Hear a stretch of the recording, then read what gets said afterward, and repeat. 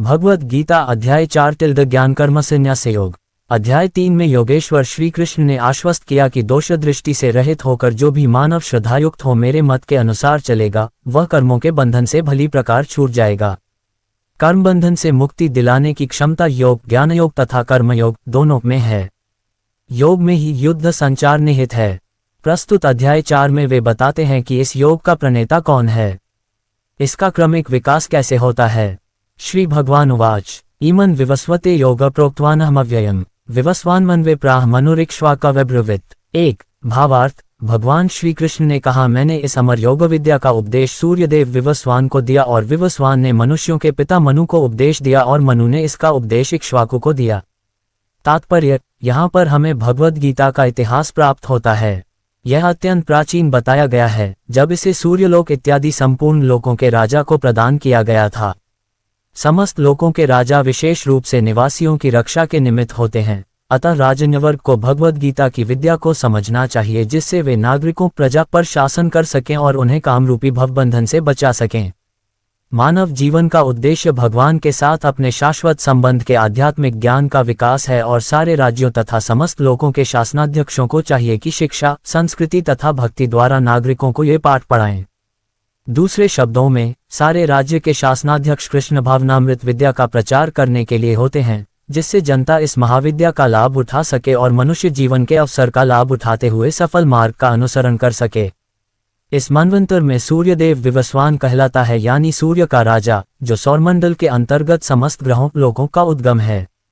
ब्रह्म संहिता में 5.52 कहा गया है, यच्चक्षुरेश सविता सकल ग्रहाना राजा समस्त सुरमूर्तिर्शेष तेजा यस्याज्ञया भ्रमति संभुत काल चक्रो गोविंद मध्य पुरुष तमह भजामी। ब्रह्मा जी ने कहा, मैं उन श्री भगवान गोविंद की पूजा करता हूँ जो आदि पुरुष हैं और जिनके आदेश से समस्त लोकों का राजा सूर्य प्रभूत शक्ति तथा ऊष्मा धारण करता है। ये सूर्य भगवान के नेत्र तुल्य है और यह उनकी आज्ञानुसार अपनी कक्षा को तय करता है। सूर्य सभी लोकों का राजा है तथा सूर्यदेव विवस्वान सूर्य ग्रह पर शासन करता है, जो ऊष्मा तथा प्रकाश प्रदान करके अन्य समस्त लोकों को अपने नियंत्रण में रखता है। सूर्य कृष्ण के आदेश पर घूमता है और भगवान कृष्ण ने विवस्वान को भगवद गीता की विद्या समझाने के लिए अपना पहला शिष्य चुना। अतः गीता किसी मामूली सांसारिक विद्यार्थी के लिए कोई काल्पनिक भाष्य नहीं, अपितु ज्ञान का मानक ग्रंथ है जो अनंत काल से चला आ रहा है। महाभारत में शांति पर्व 348.51-52 हमें गीता का इतिहास इस रूप में प्राप्त होता है। त्रेतायुगादो च ततो विवस्वान मनवे ददो मनुष्य लोक भृत्यर्थ सुता इक्ष्वाक्वे ददो इक्ष्वाकुना च कथितो व्याप्य लोकान्वस्थितः। त्रेतायुग के आदि में विवस्वान ने परमेश्वर संबंधी इस विज्ञान का उपदेश मनु को दिया और मनुष्यों के जनक मनु ने इसे अपने पुत्र इक्ष्वाकु को दिया। इक्ष्वाकु इस पृथ्वी के शासक थे और उस रघुकुल के पूर्वज थे जिसमें भगवान श्री राम ने अवतार लिया। इससे प्रमाणित होता है कि मानव समाज में महाराज इक्ष्वाकु के काल से ही भगवद गीता विद्यमान थी। इस समय कलियुग के केवल 5000 वर्ष व्यतीत हुए हैं, जबकि इसकी पूर्णायु 4,32,000 वर्ष है। इसके पूर्व द्वापर युग 8 लाख वर्ष था और इसके भी पूर्व त्रेतायुग 12 लाख वर्ष था। इस प्रकार लगभग 20,05,000 वर्ष पूर्व मनु ने अपने शिष्य तथा पुत्र इक्ष्वाकु से, जो इस पृथ्वी के राजा थे, श्रीमद् भगवद गीता कही। वर्तमान मनु की आयु लगभग 30,53,00,000 वर्ष अनुमानित की जाती है, जिसमें से 12,04,00,000 वर्ष बीत चुके हैं। यह मानते हुए कि मनु के जन्म के पूर्व भगवान ने अपने शिष्य सूर्यदेव विवस्वान को गीता सुनाई, मोटा अनुमान यह है कि गीता कम से कम 12,04,00,000 वर्ष पहले कही गई और मानव समाज में ये 20 लाख वर्षों से विद्यमान रही। इसे भगवान ने लगभग 5,000 वर्ष पूर्व अर्जुन से पुनः कहा। गीता के अनुसार ही तथा इसके वक्ता भगवान कृष्ण के कथन के अनुसार यह गीता के इतिहास का मोटा अनुमान है।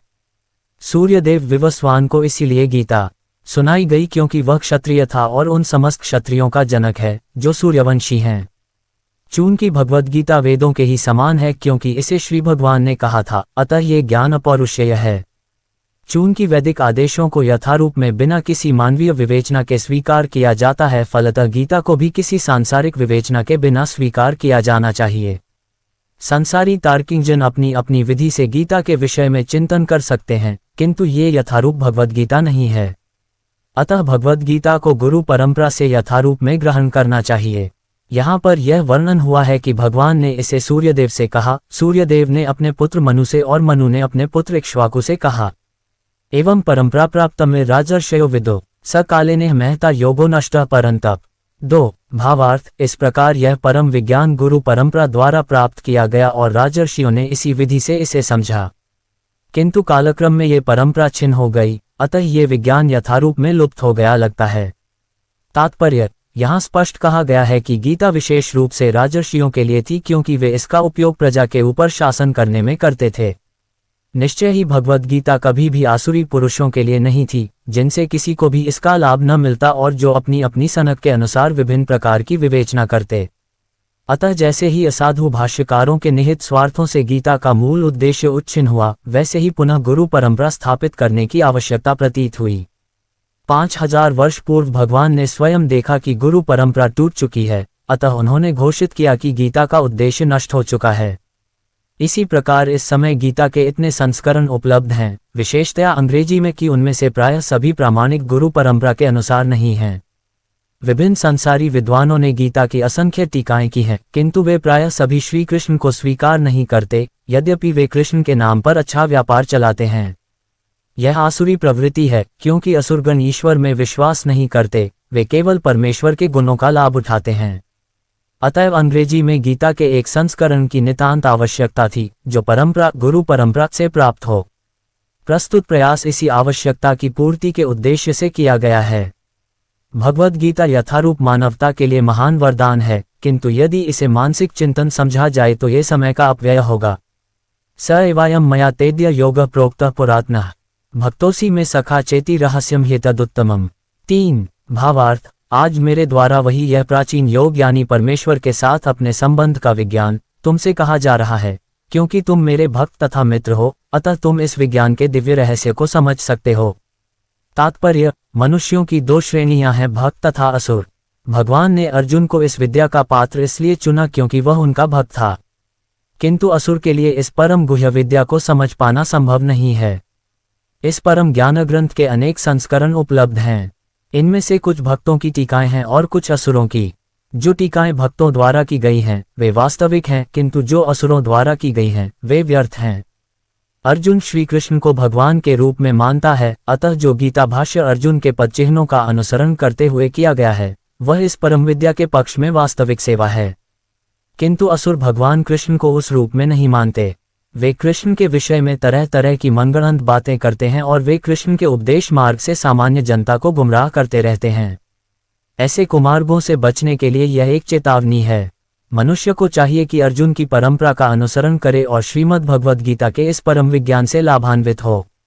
अर्जुन उवाच अपर भवतो जन्म पर जन्म विवस्वतः कथमेतद्विजानीय त्वमादौ प्रोक्तवानिति। 4 भावार्थ, अर्जुन ने कहा, सूर्यदेव विवस्वान आपसे पहले हो चुके ज्येष्ठ हैं, तो फिर मैं कैसे समझ कि प्रारंभ में भी आपने उन्हें इस विद्या का उपदेश दिया था।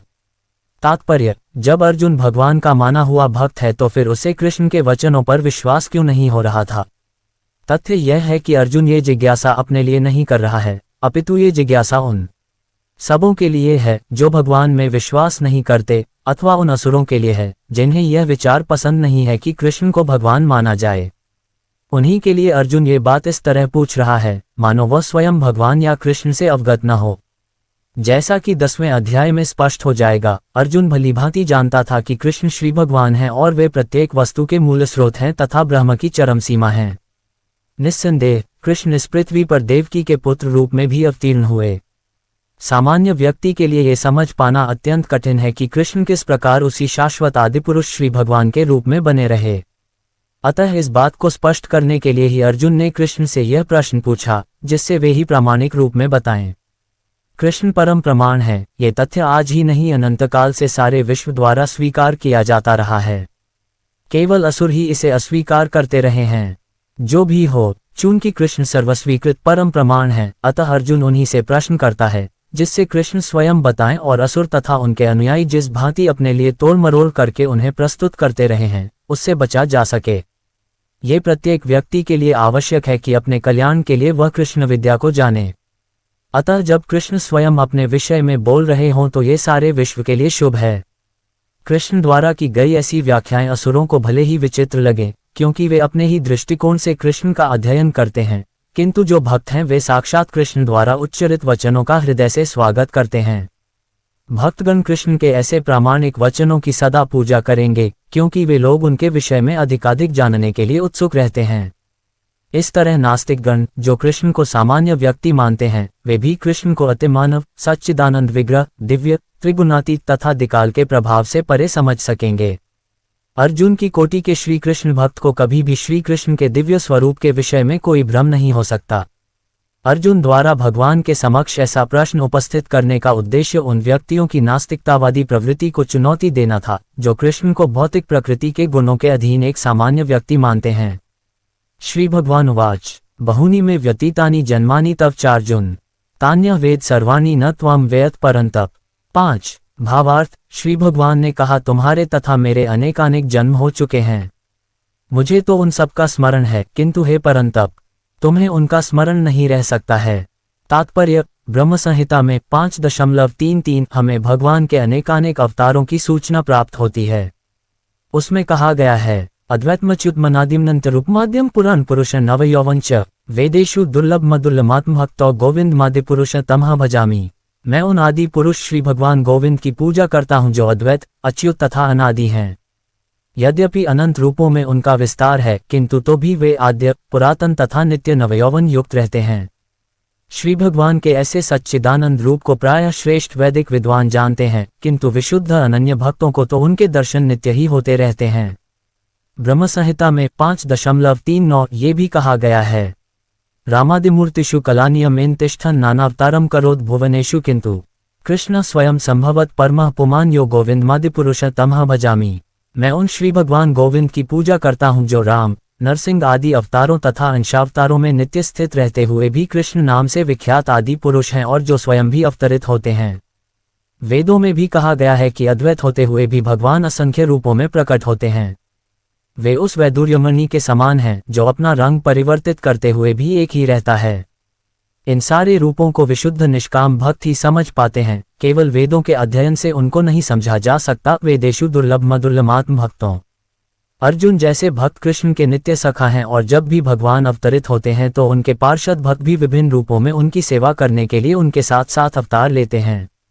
अर्जुन ऐसा ही भक्त है और इस श्लोक से पता चलता है कि लाखों वर्ष पूर्व जब भगवान कृष्ण ने भगवद गीता का प्रवचन सूर्यदेव विवस्वान से किया था तो उस समय अर्जुन भी किसी भिन्न रूप में उपस्थित था, किंतु भगवान तथा अर्जुन में यह अंतर है कि भगवान ने ये घटना याद रखी, किंतु अर्जुन इसे याद नहीं रख सका।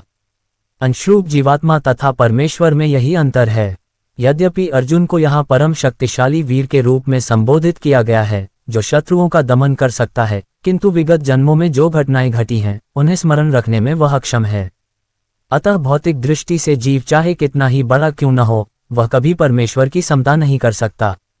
भगवान का नित्य संगी निश्चित रूप से मुक्त पुरुष होता है, किंतु वह भगवान के तुल्य नहीं होता। ब्रह्म संहिता में भगवान को अच्युत कहा गया, जिसका अर्थ होता है कि वे भौतिक संपर्क में रहते हुए भी अपने को नहीं भूलते। अतः भगवान तथा जीव कभी भी सभी तरह से एक समान नहीं हो सकते, भले ही जीव अर्जुन के समान मुक्त पुरुष क्यों न हो। यद्यपि अर्जुन भगवान का भक्त है, किंतु कभी कभी वह भी भगवान की प्रकृति को भूल जाता है। किंतु दैवी कृपा से भक्त तुरंत भगवान की अच्युत स्थिति को समझ जाता है, जबकि अभक्त या असुर इस दिव्य प्रकृति को नहीं समझ पाता। फलस्वरूप गीता के विवरण आसुरी मस्तिष्कों में नहीं चढ़ पाते। कृष्ण को लाखों वर्ष पूर्व संपन्न कार्यों की स्मृति बनी हुई है, किंतु अर्जुन को स्मरण नहीं है। यद्यपि अर्जुन तथा कृष्ण दोनों ही शाश्वत स्वभाव के हैं। यहाँ पर हमें ये भी देखने को मिलता है कि शरीर परिवर्तन के साथ साथ जीवात्मा सब कुछ भूल जाता है, किंतु कृष्ण सब स्मरण रखते हैं, क्योंकि वे अपने सच्चिदानंद शरीर को बदलते नहीं। वे अद्वैत हैं, जिसका अर्थ है कि उनके शरीर तथा उनकी आत्मा में कोई अंतर नहीं है। उनसे संबंधित हर वस्तु आत्मा है, जबकि बद्ध जीव अपने शरीर से भिन्न होता है। चूंकि भगवान के शरीर तथा आत्मा अभिन्न है, अतः उनकी स्थिति तब भी सामान्य जीव से भिन्न बनी रहती है जब वे भौतिक स्तर पर अवतार लेते हैं। असुरगण भगवान की इस दिव्य प्रकृति से तालमेल नहीं बैठा पाते, जिसकी व्याख्या अगले श्लोक में भगवान स्वयं करते हैं। अजोपि सन्नव्ययात्मा भूतानामीश्वरोपि सन् प्रकृति स्वामधिष्ठाय संभवाम्यात्मा मायया। 6 भावार्थ, यद्यपि मैं अजन्मा तथा अविनाशी हूँ और यद्यपि मैं समस्त जीवों का स्वामी हूँ, तो भी प्रत्येक युग में मैं अपने आदि दिव्य रूप में प्रकट होता हूँ। तात्पर्य, भगवान ने अपने जन्म की विलक्षणता बतलाई है। यद्यपि वे सामान्य पुरुष की भांति प्रकट हो सकते हैं, किंतु उन्हें विगत अनेकानेक जन्मों की पूर्ण स्मृति बनी रहती है, जबकि सामान्य मनुष्य को कुछ ही घंटे पूर्व की घटना स्मरण नहीं रहती। यदि कोई पूछे कि एक दिन पूर्व इसी समय तुम क्या कर रहे थे, तो सामान्य व्यक्ति के लिए इसका तत्काल उत्तर दे पाना कठिन होगा। उसे इसको स्मरण करने के लिए अपनी बुद्धि को कुरेदना पड़ेगा कि वह कल इसी समय क्या कर रहा था। फिर भी लोग प्रायः अपने को ईश्वर या कृष्ण घोषित करते रहते हैं। मनुष्य को ऐसी निरर्थक घोषणाओं से भ्रमित नहीं होना चाहिए। अब भगवान दोबारा अपनी प्रकृति या स्वरूप की व्याख्या करते हैं। प्रकृति का अर्थ स्वभाव तथा स्वरूप दोनों है। भगवान कहते हैं कि वे अपने ही शरीर में प्रकट होते हैं। वे सामान्य जीव की भांति शरीर परिवर्तन नहीं करते। इस जन्म में बद्ध जीव का एक प्रकार का शरीर हो सकता है, किंतु अगले जन्म में दूसरा शरीर रहता है। भौतिक जगत में जीव का कोई स्थायी शरीर नहीं है, अपितु वह एक शरीर से दूसरे में देहांतरण करता रहता है। किंतु भगवान ऐसा नहीं करते। जब भी वे प्रकट होते हैं तो अपनी अंतरंगा शक्ति से वे अपने उसी आद्य शरीर में प्रकट होते हैं। दूसरे शब्दों में, श्री कृष्ण इस जगत में अपने आदि शाश्वत स्वरूप में दो भुजाओं में बांसुरी धारण किए अवतरित होते हैं। वे इस भौतिक जगत से निष्कलुषित रहकर अपने शाश्वत शरीर सहित प्रकट होते हैं। यद्यपि वे अपने उसी दिव्य शरीर में प्रकट होते हैं और ब्रह्मांड के स्वामी होते हैं, तो भी ऐसा लगता है कि वे सामान्य जीव की भांति प्रकट हो रहे हैं। यद्यपि उनका शरीर भौतिक शरीर की भांति क्षीण नहीं होता, फिर भी ऐसा प्रतीत होता है कि भगवान कृष्ण बालपन से कुमारावस्था तथा कुमारावस्था से तरुणावस्था प्राप्त करते हैं। किंतु आश्चर्य तो यह है कि वे कभी युवावस्था से आगे नहीं बढ़ते। कुरुक्षेत्र युद्ध के समय उनके अनेक पौत्र थे, या दूसरे शब्दों में वे भौतिक गणना के अनुसार काफी वृद्ध थे। फिर भी वे 20-25 वर्ष के युवक जैसे लगते थे। हमें कृष्ण की वृद्धावस्था का कोई चित्र नहीं दिखता, क्योंकि वे कभी भी हमारे समान वृद्ध नहीं होते। यद्यपि वे तीनों काल में, भूत, वर्तमान तथा भविष्य काल में सबसे वयोवृद्ध पुरुष हैं, तो उनका शरीर और न ही बुद्धि कभी क्षीण होती या बदलती है। अतः ये स्पष्ट है कि इस जगत में रहते हुए भी वे उसी अजन्मा सच्चिदानंद रूप वाले हैं, जिनके दिव्य शरीर तथा बुद्धि में कोई परिवर्तन नहीं होता। वस्तुतः उनका आविर्भाव और तिरोभाव सूर्य के उदय तथा अस्त के समान है, जो हमारे सामने से घूमता हुआ हमारी दृष्टि से ओझल हो जाता है। जब सूर्य हमारी दृष्टि से ओझल रहता है तो हम सोचते हैं कि सूर्य अस्त हो गया है, और जब वह हमारे समक्ष होता है तो हम सोचते हैं कि वह क्षितिज में है। वस्तुतः सूर्य स्थिर है, किंतु अपनी अपूर्ण एवं त्रुटिपूर्ण इंद्रियों के कारण हम सूर्य को उदय और अस्त होते परिकल्पित करते हैं। और चूंकि भगवान का प्राकट्य तथा तिरोधान सामान्य जीव से भिन्न है, अतः स्पष्ट है कि वे शाश्वत हैं, अपनी अंतरंगा शक्ति के कारण आनंद स्वरूप हैं और इस भौतिक प्रकृति द्वारा कभी कलुषित नहीं होते। वेदों द्वारा भी पुष्टि की जाती है कि भगवान अजन्मा होकर भी अनेक रूपों में अवतरित होते रहते हैं। वैदिक साहित्यों से भी पुष्टि होती है कि यद्यपि भगवान जन्म लेते प्रतीत होते हैं, किंतु तो भी वे शरीर परिवर्तन नहीं करते। श्रीमद् भागवत में वे अपनी माता के समक्ष नारायण रूप में 4 भुजाओं तथा ऐश्वर्यों से युक्त होकर प्रकट होते हैं। उनका आद्य शाश्वत रूप में प्राकट्य उनकी अहेतु की कृपा है, जो जीवों को प्रदान की जाती है, जिससे वे भगवान के यथारूप में अपना ध्यान केंद्रित कर सकें, न कि निर्विशेषवादियों द्वारा मनोधर्म या कल्पनाओं पर आधारित रूप में। विश्वकोश के अनुसार माया या आत्मा माया शब्द भगवान की अहेतु की कृपा का सूचक है। भगवान अपने समस्त पूर्व आविर्भाव तिरोभावों से अवगत रहते हैं, किंतु सामान्य जीव को जैसे ही नवीन शरीर प्राप्त होता है, वह अपने पूर्व शरीर के विषय में सब कुछ भूल जाता है। वे समस्त जीवों के स्वामी हैं, क्योंकि इस धरा पर रहते हुए वे आश्चर्यजनक तथा अतिमानवीय लीलाएं करते रहते हैं। अतः भगवान निरंतर वही परम सत्य रूप हैं और उनके स्वरूप तथा आत्मा में या उनके गुण तथा शरीर में कोई अंतर नहीं होता। अब ये प्रश्न किया जा सकता है कि इस संसार में भगवान क्यों आविर्भूत और तिरोभूत होते रहते हैं। अगले श्लोक में इसकी व्याख्या की गई है। यदा यदा हि धर्मस्य ग्लानिर्भवति भारत अभ्युत्थानमधर्मस्य तदात्मान सृजाम्यहम्। 7 भावार्थ। हे भरतवंशी, जब भी और जहां भी धर्म का पतन होता है और अधर्म की प्रधानता होने लगती है, तब तब मैं अवतार लेता हूं। तात्पर्य, यहाँ पर सृजामि शब्द महत्वपूर्ण है।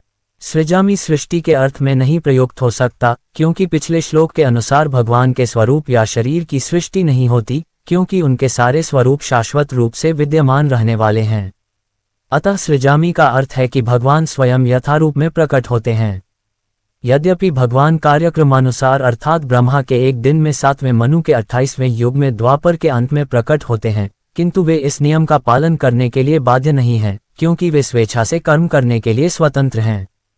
अतः जब भी अधर्म की प्रधानता तथा धर्म का लोप होने लगता है तो वे स्वेच्छा से प्रकट होते हैं। धर्म के नियम वेदों में दिए हुए हैं और यदि इन नियमों के पालन में कोई त्रुटि आती है तो मनुष्य अधार्मिक हो जाता है। श्रीमद् भागवत में बताया गया है कि ऐसे नियम भगवान के नियम हैं। केवल भगवान ही किसी धर्म की व्यवस्था कर सकते हैं। वेद भी मूलतः ब्रह्मा के हृदय में से भगवान द्वारा उच्चरित माने जाते हैं। अतः धर्म के नियम भगवान के प्रत्यक्ष आदेश हैं। धर्म तु साक्षात भगवत प्रणीतम। भगवद गीता में आद्योपांत इन्हीं नियमों का संकेत है।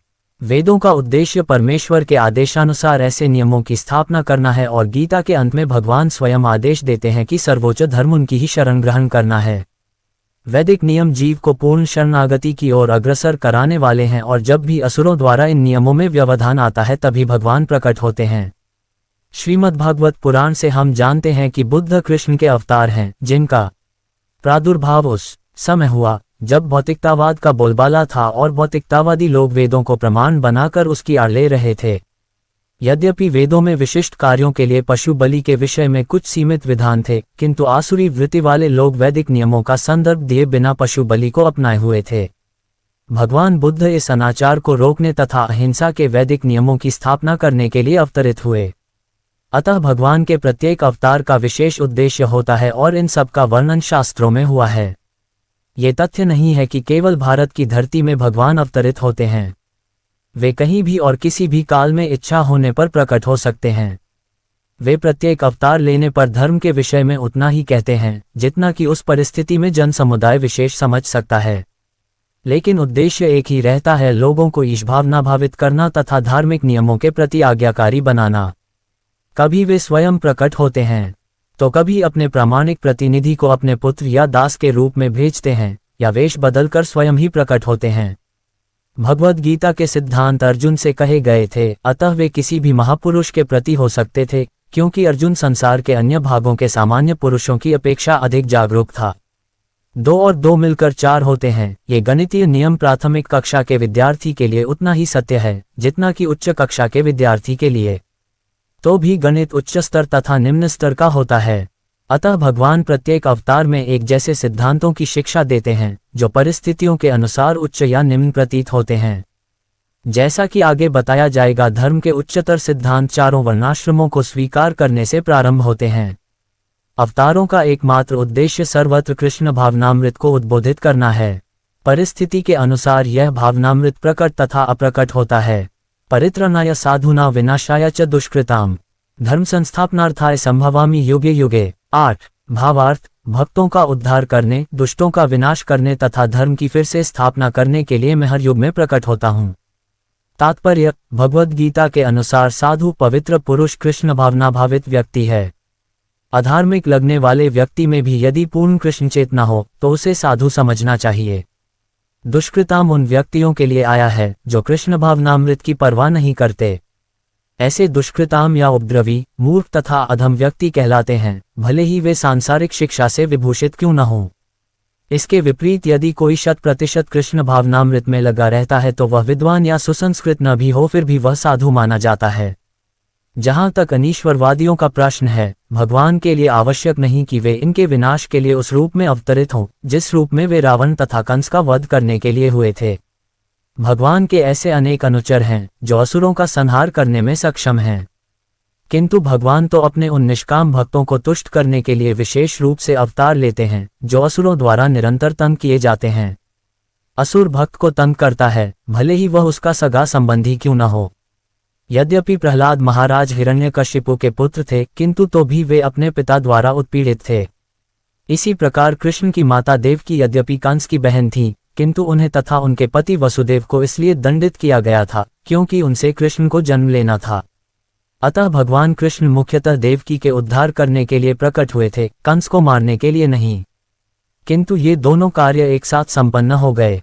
अतः ये कहा जाता है कि भगवान भक्त का उद्धार करने तथा दुष्ट असुरों का संहार करने के लिए विभिन्न अवतार लेते हैं। कृष्णदास कविराज कृत चैतन्य चरितामृत के निम्नलिखित श्लोकों मध्य 20.263-264 से अवतार के सिद्धांतों का सारांश प्रकट होता है। सृष्टि हेतु अय मूर्ति प्रपंचे अवतरे, सेई ईश्वर मूर्ति अवतार नाम धरे, मायातीत पव्यों में सबार अवस्थान, विश्वे अवतरी धरे अवतार नाम। अवतार अथवा ईश्वर का अवतार भगवत धाम से भौतिक प्राकट्य हेतु होता है। ईश्वर का वह विशिष्ट रूप जो इस प्रकार अवतरित होता है अवतार कहलाता है। ऐसे अवतार भगवत धाम में स्थित रहते हैं। जब वे भौतिक सृष्टि में उतरते हैं तो उन्हें अवतार कहा जाता है। अवतार कई तरह के होते हैं, यथा पुरुषावतार, गुणावतार, लीलावतार, शक्त्यावेश अवतार, मनवंतर अवतार तथा युगावतार। इन सब का इस ब्रह्मांड में क्रमानुसार अवतरण होता है। किंतु भगवान कृष्ण आदि भगवान हैं और समस्त अवतारों के उद्गम हैं। भगवान श्री कृष्ण शुद्ध भक्तों की चिंताओं को दूर करने के विशिष्ट प्रयोजन से अवतार लेते हैं, जो उन्हें उनकी मूल वृंदावन लीलाओं के रूप में देखने के उत्सुक रहते हैं। अतः कृष्ण अवतार का मूल उद्देश्य अपने निष्काम भक्तों को प्रसन्न करना है। भगवान का वचन है कि वे प्रत्येक युग में अवतरित होते रहते हैं। इससे सूचित होता है कि वे कलियुग में भी अवतार लेते हैं। जैसा कि श्रीमद् भागवत में कहा गया है कि कलियुग के अवतार भगवान चैतन्य महाप्रभु हैं, जिन्होंने संकीर्तन आंदोलन के द्वारा कृष्ण पूजा का प्रसार किया और पूरे भारत में कृष्ण भावनामृत का विस्तार किया। उन्होंने ये भविष्यवाणी की कि संकीर्तन की यह संस्कृति सारे विश्व के नगर नगर तथा ग्राम ग्राम में फैलेगी। भगवान चैतन्य को गुप्त रूप में किंतु प्रकट रूप में नहीं, उपनिषदों, महाभारत तथा भागवत जैसे शास्त्रों के गुह्य अंशों में वर्णित किया गया है। भगवान कृष्ण के भक्तगण भगवान चैतन्य के संकीर्तन आंदोलन द्वारा अत्यधिक आकर्षित रहते हैं। भगवान का यह अवतार दुष्टों का विनाश नहीं करता, अपितु अपनी हेतु की कृपा से उनका उद्धार करता है। जन्म कर्म च में दिव्यमेव यो वेति तत्वतः, त्यक्त्वा देह पुनर्जन्म नैति मामेति सोर्जुन। 9 भावार्थ। हे अर्जुन, जो मेरे आविर्भाव तथा कर्मों की दिव्य प्रकृति को जानता है, वह इस शरीर को छोड़ने पर इस भौतिक संसार में पुनः जन्म नहीं लेता, अपितु मेरे सनातन धाम को प्राप्त होता है। तात्पर्य: छठे श्लोक में भगवान के दिव्यधाम से उनके अवतरण की व्याख्या हो चुकी है। जो मनुष्य भगवान के आविर्भाव के सत्य को समझ लेता है, वह इस भवबंधन से मुक्त हो जाता है और इस शरीर को छोड़ते ही वह तुरंत भगवान के धाम को लौट जाता है। भवबंधन से जीव की ऐसी मुक्ति सरल नहीं है। निर्विशेषवादी तथा योगी जन पर्याप्त कष्ट तथा अनेकानेक जन्मों के बाद ही मुक्ति प्राप्त कर पाते हैं।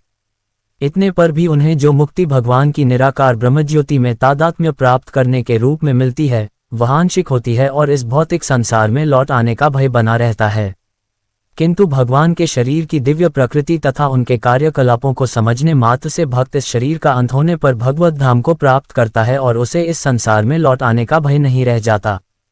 ब्रह्म संहिता में 5.33 ये बताया गया है कि भगवान के अनेक रूप तथा अवतार हैं। अद्वैतमच्युतमनादिमनंत रूपम। यद्यपि भगवान के अनेक दिव्य रूप हैं, किंतु फिर भी वे अद्वय भगवान हैं। इस तथ्य को विश्वासपूर्वक समझना चाहिए, यद्यपि यह संसारी विद्वानों तथा ज्ञानयोगियों के लिए अगम्य है। जैसा कि वेदों पुरुष बोधिनी उपनिषद में कहा गया है, एको देवो नित्यलीलानुरक्तो भक्तव्यापी हृदयंतरात्मा। एक भगवान अपने निष्काम भक्तों के साथ अनेकानेक दिव्य रूपों में सदैव संबंधित हैं। इस वेदवचन की स्वयं भगवान ने गीता के इस श्लोक में पुष्टि की है। जो इस सत्य को वेद तथा भगवान के प्रमाण के आधार पर स्वीकार करता है और शुष्क चिंतन में समय नहीं गंवाता, वह मुक्ति की चरम सिद्धि प्राप्त करता है। इस सत्य को श्रद्धापूर्वक स्वीकार करने से मनुष्य निश्चित रूप से मुक्ति लाभ कर सकता है। इस प्रसंग में वैदिक वाक्य तत्वमसि लागू होता है। जो कोई भगवान कृष्ण को परब्रह्म करके जानता है या उनसे ये कहता है कि आप वही परब्रह्म श्री भगवान हैं, वह निश्चित रूप से अविलंब मुक्त हो जाता है। फलस्वरूप उसे भगवान की दिव्य संगति की प्राप्ति निश्चित हो जाती है। दूसरे शब्दों में, ऐसा श्रद्धालु भगवत भक्त सिद्धि प्राप्त करता है। इसकी पुष्टि निम्नलिखित वेदवचन से होती है। तमेव विदित्वाति मृत्युमेति नान्यः पंथा विद्यते यनाय। श्री भगवान को जान लेने से ही मनुष्य जन्म तथा मृत्यु से मुक्ति की पूर्ण अवस्था प्राप्त कर सकता है। इस सिद्धि को प्राप्त करने का कोई अन्य विकल्प नहीं है। श्वेताश्वतर उपनिषद 3.8 इसका कोई विकल्प नहीं है का अर्थ यही है कि जो श्री कृष्ण को श्री भगवान के रूप में नहीं मानता, वह अवश्य ही तमोगुणी है और मधुपात्र को केवल बाहर से चाटकर या भगवद गीता की विद्वत्तापूर्ण संसारी विवेचना करके मोक्ष प्राप्त नहीं कर सकता। ऐसे शुष्क दार्शनिक भौतिक जगत में महत्वपूर्ण भूमिका निभाने वाले हो सकते हैं, किंतु वे मुक्ति के अधिकारी नहीं होते। ऐसे अभिमानी संसारी विद्वानों को भगवत भक्त की हेतु की कृपा की प्रतीक्षा करनी पड़ती है। अतः मनुष्य को चाहिए कि श्रद्धा तथा ज्ञान के साथ कृष्ण भावनामृत का अनुशीलन करे और सिद्धि प्राप्त करने का यही उपाय है। वितराग भय क्रोधा मनमया मामुपाश्रिता बहवो ज्ञानत्पसा पूता मद्भावमागता। 10 भावार्थ आसक्ति, भय तथा क्रोध से मुक्त होकर, मुझमें पूर्णतया तन्मय होकर और मेरी शरण में आकर बहुत से व्यक्ति भूतकाल में मेरे ज्ञान से पवित्र हो चुके हैं। इस प्रकार से उन सबों ने मेरे प्रति दिव्य प्रेम को प्राप्त किया है। तात्पर्य, जैसा कि पहले कहा जा चुका है, विषयों में आसक्त व्यक्ति के लिए परम सत्य के स्वरूप को समझ पाना अत्यंत कठिन है। सामान्यतया जो लोग देहात्म बुद्धि में आसक्त होते हैं, वे भौतिकतावाद में इतने लीन रहते हैं कि उनके लिए ये समझ पाना असंभव सा है कि परमात्मा व्यक्ति भी हो सकता है। ऐसे भौतिकतावादी व्यक्ति इसकी कल्पना तक नहीं कर पाते कि ऐसा भी दिव्य शरीर है जो नित्य तथा सच्चिदानंदमय है। भौतिकतावादी धारणा के अनुसार शरीर नाशवान, अज्ञानमय तथा अत्यंत दुखमय होता है। अतः जब लोगों को भगवान के साकार रूप के विषय में बताया जाता है तो उनके मन में शरीर की यही धारणा बनी रहती है। ऐसे भौतिकतावादी पुरुषों के लिए विराट भौतिक जगत का स्वरूप ही परम तत्व है। फलस्वरूप वे परमेश्वर को निराकार मानते हैं और भौतिकता में इतने तल्लीन रहते हैं कि भौतिक पदार्थ से मुक्ति के बाद भी अपना स्वरूप बनाए रखने के विचार से डरते हैं। जब उन्हें ये बताया जाता है कि आध्यात्मिक जीवन भी व्यक्तिगत तथा साकार होता है तो वे पुनः व्यक्ति बनने से भयभीत हो उठते हैं। फलतः वे निराकार शून्य में तदाकार होना पसंद करते हैं। सामान्यतया वे जीवों की तुलना समुद्र के बुलबुलों से करते हैं, जो टूटने पर समुद्र में ही लीन हो जाते हैं। पृथक व्यक्तित्व से रहित आध्यात्मिक जीवन की यह चरम सिद्धि है। ये जीवन की भयावह अवस्था है जो आध्यात्मिक जीवन के पूर्ण ज्ञान से रहित है। इसके अतिरिक्त ऐसे बहुत से मनुष्य हैं जो आध्यात्मिक जीवन को तनिक भी नहीं समझ पाते। अनेक वादों तथा दार्शनिक चिंतन की विविध विसंगतियों से परेशान होकर वे ऊब उठते हैं या क्रोध हो जाते हैं और मूर्खतावश ये निष्कर्ष निकालते हैं कि परम कारण जैसा कुछ नहीं है, अतः प्रत्येक वस्तु अंततोगत व शून्य है। ऐसे लोग जीवन की रुग्णावस्था में होते हैं। कुछ लोग भौतिकता में इतने आसक्त रहते हैं कि वे आध्यात्मिक जीवन की ओर कोई ध्यान नहीं देते और कुछ लोग तो निराशावश सभी प्रकार के आध्यात्मिक चिंतनों से क्रोध होकर प्रत्येक वस्तु पर अविश्वास करने लगते हैं। इस अंतिम कोटि के लोग किसी न किसी मादक वस्तु का सहारा लेते हैं और उनके मति विभ्रम को कभी कभी आध्यात्मिक दृष्टि मान लिया जाता है। मनुष्य को भौतिक जगत के प्रति आसक्ति की तीनों अवस्थाओं से छुटकारा पाना होता है। ये हैं आध्यात्मिक जीवन की उपेक्षा, आध्यात्मिक साकार रूप का भय तथा जीवन की हताशा से उत्पन्न शून्यवाद की कल्पना। जीवन की इन तीनों अवस्थाओं से छुटकारा पाने के लिए प्रामाणिक गुरु के निर्देशन में भगवान की शरण ग्रहण करना और भक्तिमय जीवन के नियम तथा विधि विधानों का पालन करना आवश्यक है। भक्तिमय जीवन की अंतिम अवस्था भाव या दिव्य ईश्वरीय प्रेम कहलाती है।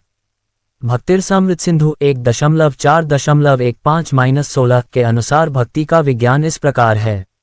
आदौ श्रद्धा ततः साधुर्गोत भजन क्रिया तत्निर्थ निवृत्ति स्यात् ततो निष्ठा रुचिस्ततः अथासक्तिस्ततो भावस्ततः प्रेमाभ्युञ्चति साधकानाम्यं प्रेम्णः प्रादुर्भावे भवेत् क्रमः। प्रारंभ में आत्म साक्षात्कार की सामान्य इच्छा होनी चाहिए।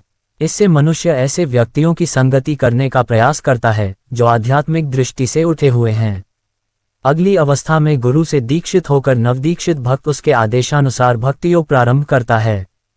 इस प्रकार सद्गुरु के निर्देश में भक्ति करते हुए वह समस्त भौतिक आसक्ति से मुक्त हो जाता है। उसके आत्म साक्षात्कार में स्थिरता आती है और वह श्री भगवान कृष्ण के विषय में श्रवण करने के लिए रुचि विकसित करता है।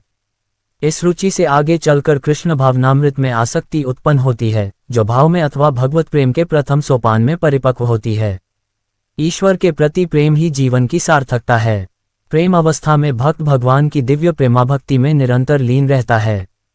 अतः भक्ति की मंद विधि से प्रामाणिक गुरु के निर्देश में सर्वोच्च अवस्था प्राप्त की जा सकती है और समस्त भौतिक आसक्ति, व्यक्तिगत आध्यात्मिक स्वरूप के भयम तथा शून्यवाद से उत्पन्न हताशा से मुक्त हुआ जा सकता है। तभी मनुष्य को अंत में भगवान के धाम की प्राप्ति हो सकती है। ये यथा मां प्रपद्यन्ते तांस्तैव भजाम्यहम् मम वर्तमानुवर्तन्ते मनुष्याः पार्थ सर्वशः। 11 भावार्थ, जिस भाव से सारे लोग मेरी शरण ग्रहण करते हैं उसी के अनुरूप मैं उन्हें फल देता हूँ। हे पार्थ, प्रत्येक व्यक्ति सभी प्रकार से मेरे पथ का अनुगमन करता है। तात्पर्य, प्रत्येक व्यक्ति कृष्ण को उनके विभिन्न स्वरूपों में खोज रहा है। भगवान श्री कृष्ण को अंशतः उनके निर्विशेष ब्रह्मज्योति तेज में तथा प्रत्येक वस्तु के कण कण में रहने वाले सर्वव्यापी परमात्मा के रूप में अनुभव किया जाता है, लेकिन कृष्ण का पूर्ण साक्षात्कार तो उनके शुद्ध भक्त ही कर पाते हैं। फलतः कृष्ण प्रत्येक व्यक्ति की अनुभूति के विषय हैं और इस तरह कोई भी और सभी अपनी अपनी इच्छा के अनुसार तुष्ट होते हैं। दिव्य जगत में भी कृष्ण अपने शुद्ध भक्तों के साथ दिव्य भाव से विनिमय करते हैं, जिस तरह की भक्त उन्हें चाहता है। कोई एक भक्त कृष्ण को परम स्वामी के रूप में चाह सकता है, दूसरा अपने सखा के रूप में, तीसरा अपने पुत्र के रूप में और चौथा अपने प्रेमी के रूप में। कृष्ण सभी भक्तों को समान रूप से उनके प्रेम की प्रगाढ़ता के अनुसार फल देते हैं। भौतिक जगत में भी ऐसी ही विनिमय की अनुभूतियां होती हैं और वे विभिन्न प्रकार के भक्तों के अनुसार भगवान द्वारा संभाव से विनिमय की जाती हैं। शुद्ध भक्त यहाँ पर और दिव्य धाम में भी कृष्ण का सान्निध्य प्राप्त करते हैं और भगवान की साकार सेवा कर सकते हैं। इस तरह वे उनकी प्रेमा भक्ति का दिव्य आनंद प्राप्त करते हैं। किंतु जो निर्विशेषवादी हैं और जो जीवात्मा के अस्तित्व को मिटाकर आध्यात्मिक आत्मघात करना चाहते हैं, कृष्ण उनको भी अपने तेज में लीन करके उनकी सहायता करते हैं। ऐसे निर्विशेषवादी सच्चिदानंद भगवान को स्वीकार नहीं करते, फलतः वे अपने व्यक्तित्व को मिटाकर भगवान की दिव्य सगुण भक्ति के आनंद को प्राप्त नहीं करते। उनमें से कुछ जो निर्विशेष सत्ता में दृढ़तापूर्वक स्थित नहीं हो पाते, वे अपनी कार्य करने की सुप्त इच्छाओं को प्रदर्शित करने के लिए इस भौतिक क्षेत्र में वापस आते हैं। उन्हें वैकुंठ लोक में प्रवेश करने नहीं दिया जाता, किंतु उन्हें भौतिक लोक में कार्य करने का अवसर प्रदान किया जाता है। जो सकाम कर्मी हैं, भगवान उन्हें यज्ञेश्वर के रूप में उनके कर्मों का वांछित फल देते हैं। जो योगी हैं और योग शक्ति की खोज में रहते हैं, उन्हें योग शक्ति प्रदान करते हैं। दूसरे शब्दों में, प्रत्येक व्यक्ति की सफलता भगवान की कृपा पर आश्रित रहती है और समस्त प्रकार की आध्यात्मिक विधियां एक ही पथ में सफलता की विभिन्न कोटियां हैं। अतः जब तक कोई कृष्ण भावनामृत की सर्वोच्च सिद्धि तक नहीं पहुंच जाता, तब तक सारे प्रयास अपूर्ण रहते हैं, जैसा कि श्रीमद् भागवत में 2.3.10 कहा गया है। अकामः सर्वकामो व मोक्षकामो दारधीः तीव्रेण भक्तियोगेन यजेत पुरुषं परम। मनुष्य चाहे निष्काम हो या फल का इच्छुक हो या मुक्ति का इच्छुक ही क्यों न हो, उसे पूरे सामर्थ्य से भगवान की सेवा करनी चाहिए, जिससे उसे पूर्ण सिद्धि प्राप्त हो सके, जिसका पर्यवसान कृष्ण भावनामृत में होता है। कांक्षन्तः कर्मणा सिद्धि यजन्ते देवताः क्षिप्रम है मानुष्य लोकैः सिद्धिर्भवति कर्मजा। 12 भावार्थ, इस संसार में मनुष्य सकाम कर्मों में सिद्धि चाहते हैं, फलस्वरूप वे देवताओं की पूजा करते हैं। निस्संदेह इस संसार में मनुष्यों को सकाम कर्म का फल शीघ्र प्राप्त होता है। तात्पर्य, इस जगत के देवताओं के विषय में भ्रांत धारणा है और विद्वत्ता का दंभ करने वाले अल्पज्ञ मनुष्य इन देवताओं को परमेश्वर के विभिन्न रूप मान बैठते हैं। वस्तुतः ये देवता ईश्वर के विभिन्न रूप नहीं होते, किंतु वे ईश्वर के विभिन्न अंश होते हैं। ईश्वर तो एक है, किंतु अंश अनेक हैं। वेदों का कथन है नित्यो नित्यानाम। ईश्वर एक है, ईश्वरः परमः कृष्णः। कृष्ण ही एकमात्र परमेश्वर हैं और सभी देवताओं को इस भौतिक जगत का प्रबंध करने के लिए शक्तियां प्राप्त हैं। ये देवता जीवात्माएं हैं, नित्यानाम, जिन्हें विभिन्न मात्रा में भौतिक शक्ति प्राप्त है। वे कभी परमेश्वर नारायण, विष्णु या कृष्ण के तुल्य नहीं हो सकते। जो व्यक्ति ईश्वर तथा देवताओं को एक स्तर पर सोचता है, वह नास्तिक या पाषंडी कहलाता है। यहाँ तक कि ब्रह्मा तथा शिवजी जैसे बड़े बड़े देवता भी परमेश्वर की समता नहीं कर सकते। वास्तव में ब्रह्मा तथा शिव जैसे देवताओं द्वारा भगवान की पूजा की जाती है, शिव विरिंचिनुतम। तो भी आश्चर्य की बात यह है कि अनेक मूर्ख लोग मनुष्यों के नेताओं की पूजा उन्हें अवतार मानकर करते हैं। ये देवता पद इस संसार के शक्तिशाली मनुष्य या देवता के लिए आया है, लेकिन नारायण, विष्णु या कृष्ण जैसे भगवान इस संसार के नहीं हैं। वे भौतिक सृष्टि से परे रहने वाले हैं। निर्विशेषवादियों के अग्रणी श्रीपाद शंकराचार्य तक मानते हैं कि नारायण या कृष्ण इस भौतिक सृष्टि से परे हैं। फिर भी मूर्ख लोग कृतज्ञान देवताओं की पूजा करते हैं, क्योंकि वे तत्काल फल चाहते हैं। उन्हें फल मिलता भी है, किंतु वे यह नहीं जानते कि ऐसे फल क्षणिक होते हैं और अल्पज्ञ मनुष्यों के लिए हैं। बुद्धिमान व्यक्ति कृष्ण भावनामृत में स्थित रहता है। उसे किसी तत्काल क्षणिक लाभ के लिए किसी तुच्छ देवता की पूजा करने की आवश्यकता नहीं रहती। इस संसार के देवता तथा उनके पूजक इस संसार के संहार के साथ ही विनष्ट हो जाएंगे। देवताओं के वरदान भी भौतिक तथा क्षणिक होते हैं। ये भौतिक संसार तथा इसके निवासी, जिनमें देवता तथा उनके पूजक भी सम्मिलित हैं, विराट सागर में बुलबुलों के समान हैं। किंतु इस संसार में मानव समाज क्षणिक वस्तुओं यथा संपत्ति, परिवार तथा भोग की सामग्री के पीछे पागल रहता है। ऐसी क्षणिक वस्तुओं को प्राप्त करने के लिए लोग देवताओं की या मानव समाज के शक्तिशाली व्यक्तियों की पूजा करते हैं। यदि कोई व्यक्ति किसी राजनीतिक नेता की पूजा करके सरकार में मंत्री पद प्राप्त कर लेता है तो वह सोचता है कि उसने महान वरदान प्राप्त कर लिया है। इसलिए सभी व्यक्ति तथाकथित नेताओं को साष्टांग प्रणाम करते हैं, जिससे वे क्षणिक वरदान प्राप्त कर सकें और सचमुच उन्हें ऐसी वस्तुएं मिल भी जाती हैं। ऐसे मूर्ख व्यक्ति इस संसार के कष्टों के स्थायी निवारण के लिए कृष्ण भावनामृत में अभिरुचि नहीं दिखाते। वे सभी इंद्रिय भोग के पीछे दीवाने रहते हैं और थोड़े से इंद्रिय सुख के लिए वे शक्ति प्रदत्त जीवों की पूजा करते हैं, जिन्हें देवता कहते हैं। ये श्लोक इंगित करता है कि विरले लोग ही कृष्ण भावनामृत में रुचि लेते हैं। अधिकांश लोग भौतिक भोग में रुचि लेते हैं, फलस्वरूप वे किसी न किसी शक्तिशाली व्यक्ति की पूजा करते हैं। चातुर्वर्ण्यम मया सृष्टम गुणकर्म विभागशः तस्य कर्तारमपि मा विद्य कर्तारमव्ययम्। 13 भावार्थ, प्रकृति के तीनों गुणों और उनसे संबद्ध कर्म के अनुसार मेरे द्वारा मानव समाज के 4 विभाग रचे गए। यद्यपि मैं इस व्यवस्था का सृष्टा हूँ, किंतु तुम ये जान लो कि मैं इतने पर भी अव्यय करता हूँ। तात्पर्य, भगवान प्रत्येक वस्तु के सृष्टा हैं। प्रत्येक वस्तु उनसे उत्पन्न है, उनके ही द्वारा पालित है और प्रलय के बाद प्रत्येक वस्तु उन्हीं में समा जाती है। अतः वे ही वर्णाश्रम व्यवस्था के सृष्टा हैं, जिसमें सर्वप्रथम बुद्धिमान मनुष्यों का वर्ग आता है, जो सतोगुणी होने के कारण ब्राह्मण कहलाते हैं। द्वितीय वर्ग प्रशासक वर्ग का है, जिन्हें रजोगुणी होने के कारण क्षत्रिय कहा जाता है। वणिक वर्ग या वैश्य कहलाने वाले लोग रजो तथा तमोगुण के मिश्रण से युक्त होते हैं और शूद्र या श्रमिक वर्ग के लोग तमोगुणी होते हैं। मानव समाज के इन 4 विभागों की सृष्टि करने पर भी भगवान कृष्ण इनमें से किसी विभाग वर्ण में नहीं आते, क्योंकि वे उन बद्ध जीवों में से नहीं हैं, जिनका एक अंश मानव समाज के रूप में है। मानव समाज भी किसी अन्य पशु समाज के तुल्य है, किंतु मनुष्यों को पशु स्तर से ऊपर उठाने के लिए ही उपर्युक्त वर्णाश्रम की रचना की गई, जिससे क्रमिक रूप से कृष्ण भावनामृत विकसित हो सके। किसी विशेष व्यक्ति की किसी कार्य के प्रति प्रवृत्ति का निर्धारण उसके द्वारा अर्जित प्रकृति के गुणों द्वारा किया जाता है। गुणों के अनुसार जीवन के लक्षणों का वर्णन इस ग्रंथ के 18वें अध्याय में हुआ है। किंतु कृष्ण भावना भावित व्यक्ति ब्राह्मण से भी बढ़कर होता है। यद्यपि गुण के अनुसार ब्राह्मण को ब्रह्म या परम सत्य के विषय में ज्ञान होना चाहिए, किंतु उनमें से अधिकांश भगवान कृष्ण के निर्विशेष ब्रह्मस्वरूप को ही प्राप्त कर पाते हैं। किंतु जो मनुष्य ब्राह्मण के सीमित ज्ञान को लांघकर भगवान श्री कृष्ण के ज्ञान तक पहुंच जाता है, वही कृष्ण भावना भावित होता है, अर्थात वैष्णव होता है। कृष्ण भावनामृत में कृष्ण के विभिन्न अंशों यथा राम, नरसिंह, वराह आदि का ज्ञान सम्मिलित रहता है। और जिस तरह कृष्ण मानव समाज की इस चातुर्वर्ण्य प्रणाली से परे हैं, उसी तरह कृष्ण भावना भावित व्यक्ति भी इस चातुर्वर्ण्य प्रणाली से परे होता है, चाहे हम इसे जाति का विभाग कहें, चाहे राष्ट्र अथवा संप्रदाय का। न मा कर्माणि लिम्पन्ति न मे कर्मफले स्पृहा इति मायोभिजानाति कर्मभिर्न सबध्यते। 14 भावार्थ, मुझ पर किसी कर्म का प्रभाव नहीं पड़ता, नहीं मैं कर्मफल की कामना करता हूँ। जो मेरे संबंध में इस सत्य को जानता है, वह भी कर्मों के फल के पाश में नहीं बंधता। तात्पर्य, जिस प्रकार इस भौतिक जगत में संविधान के नियम हैं, जो ये बताते हैं कि राजा न तो दंडनीय है, न ही किसी राजनियमों के अधीन रहता है, उसी तरह यद्यपि भगवान इस भौतिक जगत के सृष्टा हैं, किंतु वे भौतिक जगत के कार्यों से प्रभावित नहीं होते। सृष्टि करने पर भी वे इससे पृथक रहते हैं, जबकि जीवात्माएं भौतिक कार्यकलापों के सकौम कर्मफलों में बंधी रहती हैं, क्योंकि उनमें प्राकृतिक साधनों पर प्रभुत्व दिखाने की प्रवृत्ति रहती है।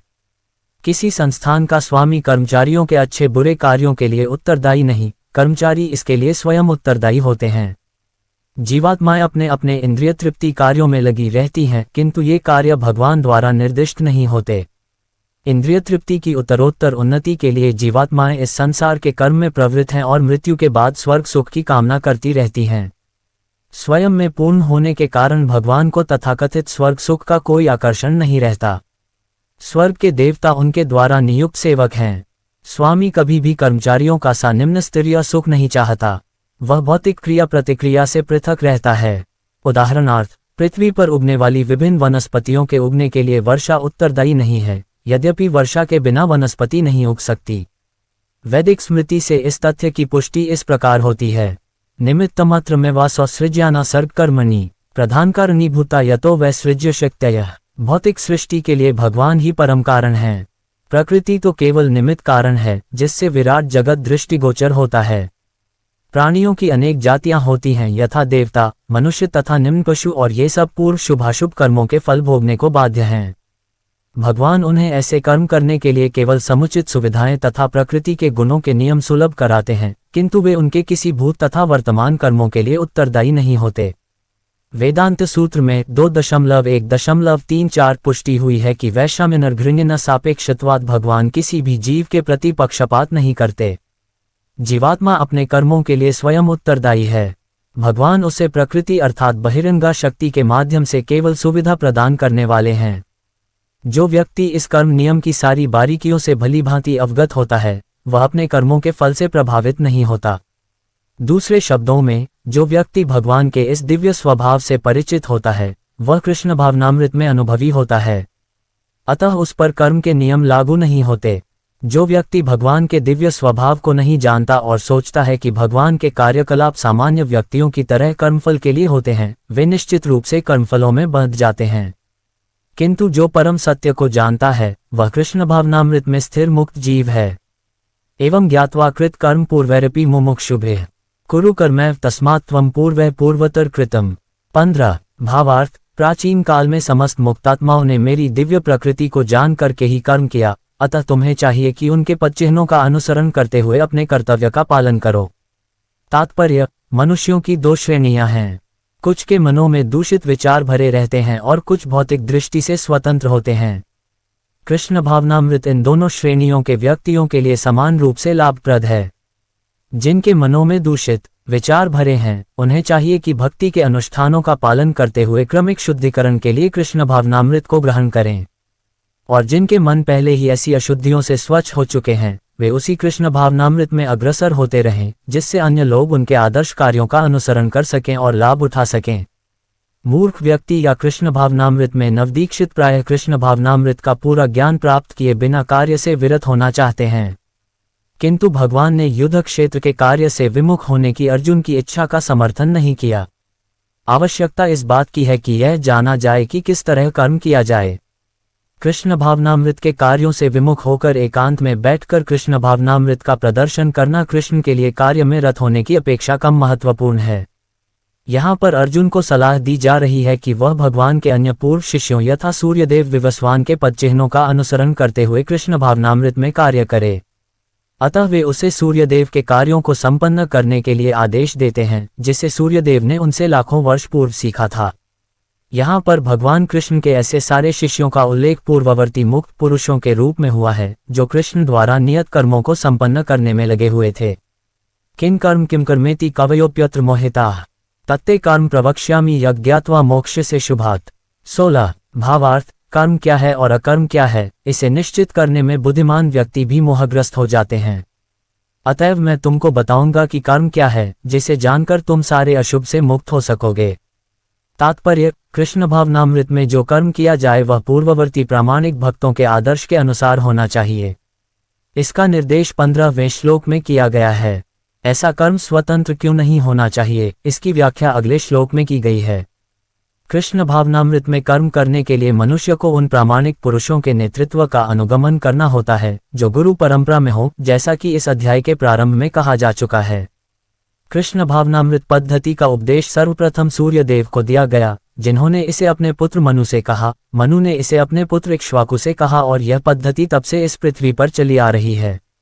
अतः परंपरा के पूर्ववर्ती अधिकारियों के पदचिह्नों का अनुसरण करना आवश्यक है। अन्यथा बुद्धिमान से बुद्धिमान मनुष्य भी कृष्ण भावनामृत के आदर्श कर्म के विषय में मोहग्रस्त हो जाते हैं। इसीलिए भगवान ने स्वयं ही अर्जुन को कृष्ण भावनामृत का उपदेश देने का निश्चय किया। अर्जुन को साक्षात भगवान ने शिक्षा दी, अतः जो भी अर्जुन के पदचिह्नों पर चलेगा वह कभी मोहग्रस्त नहीं होगा। कहा जाता है कि अपूर्ण प्रायोगिक ज्ञान के द्वारा धर्म पथ का निर्णय नहीं किया जा सकता। वस्तुतः धर्म को केवल भगवान ही निश्चित कर सकते हैं।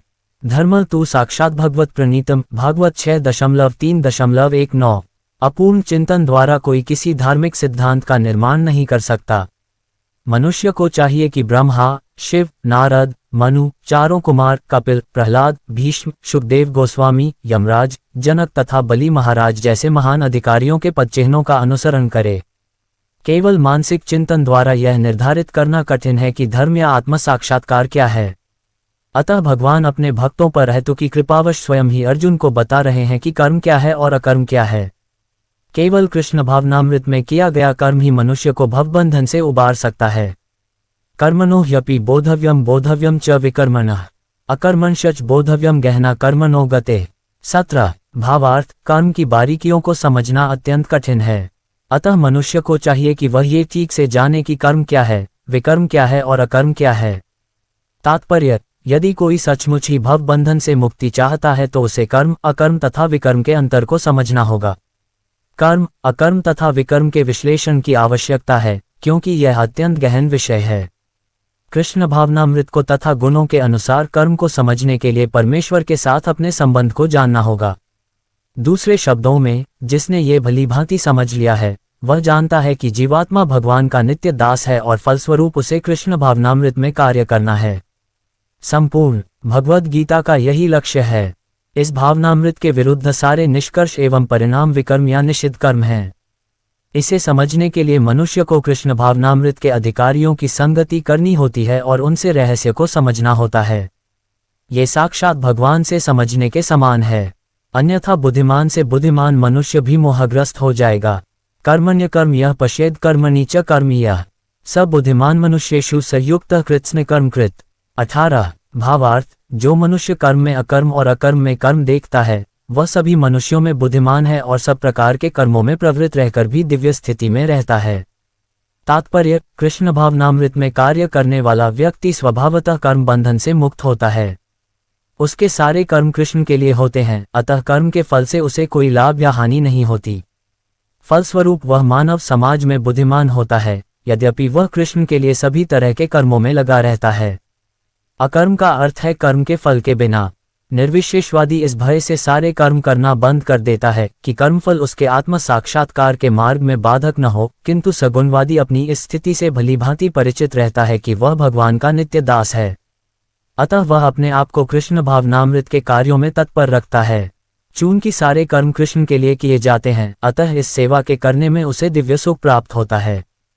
जो इस विधि में लगे रहते हैं, वे व्यक्तिगत इंद्रिय तृप्ति की इच्छा से रहित होते हैं।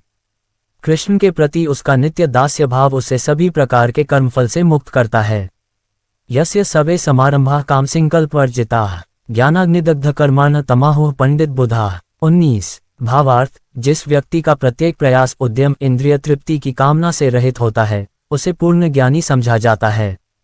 उसे ही साधु पुरुष ऐसा करता कहते हैं, जिसने पूर्ण ज्ञान की अग्नि से कर्मफलों को भस्मसात कर दिया है। तात्पर्य, केवल पूर्ण ज्ञानी ही कृष्ण भावना भावित व्यक्ति के कार्यकलापों को समझ सकता है। ऐसे व्यक्ति में इंद्रिय तृप्ति की प्रवृत्ति का अभाव रहता है। इससे ये समझा जाता है कि भगवान के नित्य दास के रूप में उसे अपने स्वाभाविक स्वरूप का पूर्ण ज्ञान है, जिसके द्वारा उसने अपने कर्मफलों को भस्म कर दिया है। जिसने ऐसा पूर्ण ज्ञान प्राप्त कर लिया है वह सचमुच विद्वान है। भगवान की नित्य दासता के इस ज्ञान के विकास की तुलना अग्नि से की गई है। ऐसी अग्नि एक बार प्रज्वलित हो जाने पर कर्म के सारे फलों को भस्म कर सकती है। त्यक्त्वा कर्मफलासंग नित्य तृप्तो निराश्रयः कर्मण्यभिप्रवृत्ति नैव किंचित करोति सः। 20 भावार्थ, अपने कर्मफलों की सारी आसक्ति को त्याग कर सदैव संतुष्ट तथा स्वतंत्र रहकर वह सभी प्रकार के कार्यों में व्यस्त रहकर भी कोई सकौम कर्म नहीं करता। तात्पर्य, कर्मों के बंधन से इस प्रकार की मुक्ति तभी संभव है जब मनुष्य कृष्ण भावना भावित होकर हर कार्य कृष्ण के लिए करे। कृष्ण भावना भावित व्यक्ति भगवान के शुद्ध प्रेमवश ही कर्म करता है, फलस्वरूप उसे कर्मफलों के प्रति कोई आकर्षण नहीं रहता। यहाँ तक कि उसे अपने शरीर निर्वाह के प्रति भी कोई आकर्षण नहीं रहता, क्योंकि वह पूर्णतया कृष्ण पर आश्रित रहता है। वह न तो किसी वस्तु को प्राप्त करना चाहता है और न अपनी वस्तुओं की रक्षा करना चाहता है। वह अपनी पूर्ण सामर्थ्य से अपना कर्तव्य करता है और कृष्ण पर सब कुछ छोड़ देता है। ऐसा अनासक्त व्यक्ति शुभ अशुभ कर्मफलों से मुक्त रहता है, मानो वह कुछ भी नहीं कर रहा हो। यह कर्म अर्थात निष्काम कर्म का लक्षण है। अतः कृष्ण भावनामृत से रहित कोई भी कार्यकर्ता पर बंधन स्वरूप होता है और विकर्म का यही असली रूप है, जैसा कि पहले बताया जा चुका है। निराश्रित चित्तात्मा त्यक्त सर्व परिग्रह शारीर केवलम कर्म कुर्वन्नाप्नोति किल्बिषम्। 21 भावार्थ, ऐसा ज्ञानी पुरुष पूर्ण रूप से संयमित मन तथा बुद्धि से कार्य करता है अपनी संपत्ति के सारे स्वामित्व को त्याग देता है और केवल शरीर निर्वाह के लिए कर्म करता है। इस तरह कार्य करता हुआ वह पाप रूपी फलों से प्रभावित नहीं होता है। तात्पर्य, कृष्ण भावना भावित व्यक्ति कर्म करते समय कभी भी शुभ या अशुभ फल की आशा नहीं रखता। उसके मन तथा बुद्धि पूर्णतया वश में होते हैं। वह जानता है कि वह परमेश्वर का भिन्न अंश है, अतः अंश रूप में उसके द्वारा संपन्न कोई भी कर्म उसका न होकर उसके माध्यम से परमेश्वर द्वारा संपन्न हुआ होता है। जब हाथ हिलता है तो यह स्वेच्छा से नहीं हिलता, अपितु सारे शरीर की चेष्टा से हिलता है। कृष्ण भावना भावित व्यक्ति भगवद इच्छा का अनुगामी होता है क्योंकि उसकी निजी इंद्रिय तृप्ति की कोई कामना नहीं होती। वह यंत्र के एक पुर्जे की भांति हिलता डुलता है। जिस प्रकार रखरखाव के लिए पुर्जे को तेल और सफाई की आवश्यकता पड़ती है, उसी प्रकार कृष्ण भावना भावित व्यक्ति कर्म के द्वारा अपना निर्वाह करता रहता है, जिससे वह भगवान की दिव्य प्रेमाभक्ति करने के लिए ठीक बना रहे। अतः वह अपने प्रयासों के फलों के प्रति निश्चेष्ट रहता है। पशु के समान ही उसका अपने शरीर पर कोई अधिकार नहीं होता। कभी कभी क्रूर स्वामी अपने अधीन पशु को मार भी डालता है तो भी पशु विरोध नहीं करता, न ही उसे कोई स्वाधीनता होती है। आत्म साक्षात्कार में पूर्णतया तत्पर कृष्ण भावना भावित व्यक्ति के पास इतना समय नहीं रहता कि वह अपने पास कोई भौतिक वस्तु रख सके। अपने जीवन निर्वाह के लिए उसे अनुचित साधनों के द्वारा धन संग्रह करने की आवश्यकता नहीं रहती। अतः वह ऐसे भौतिक पापों से कलमशग्रस्त नहीं होता। वह अपने समस्त कर्मफलों से मुक्त रहता है। यदृच्छालभ संतुष्टो द्वंद्वातीतो विमत्सरः समः सिद्धावसिद्धौ च कृत्वापि न निबध्यते। 22 भावार्थ, जो स्वतः होने वाले लाभ से संतुष्ट रहता है, जो द्वंद्व से मुक्त है और ईर्ष्या नहीं करता, जो सफलता तथा असफलता दोनों में स्थिर रहता है, वह कर्म करता हुआ भी कभी बंधता नहीं।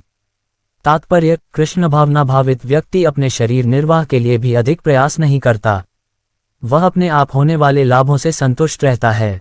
वह न तो मांगता है न उधार लेता है, किंतु यथा सामर्थ्य वह सच्चाई से कर्म करता है और अपने श्रम से जो प्राप्त हो पाता है उसी से संतुष्ट रहता है। अतः वह अपनी जीविका के विषय में स्वतंत्र रहता है।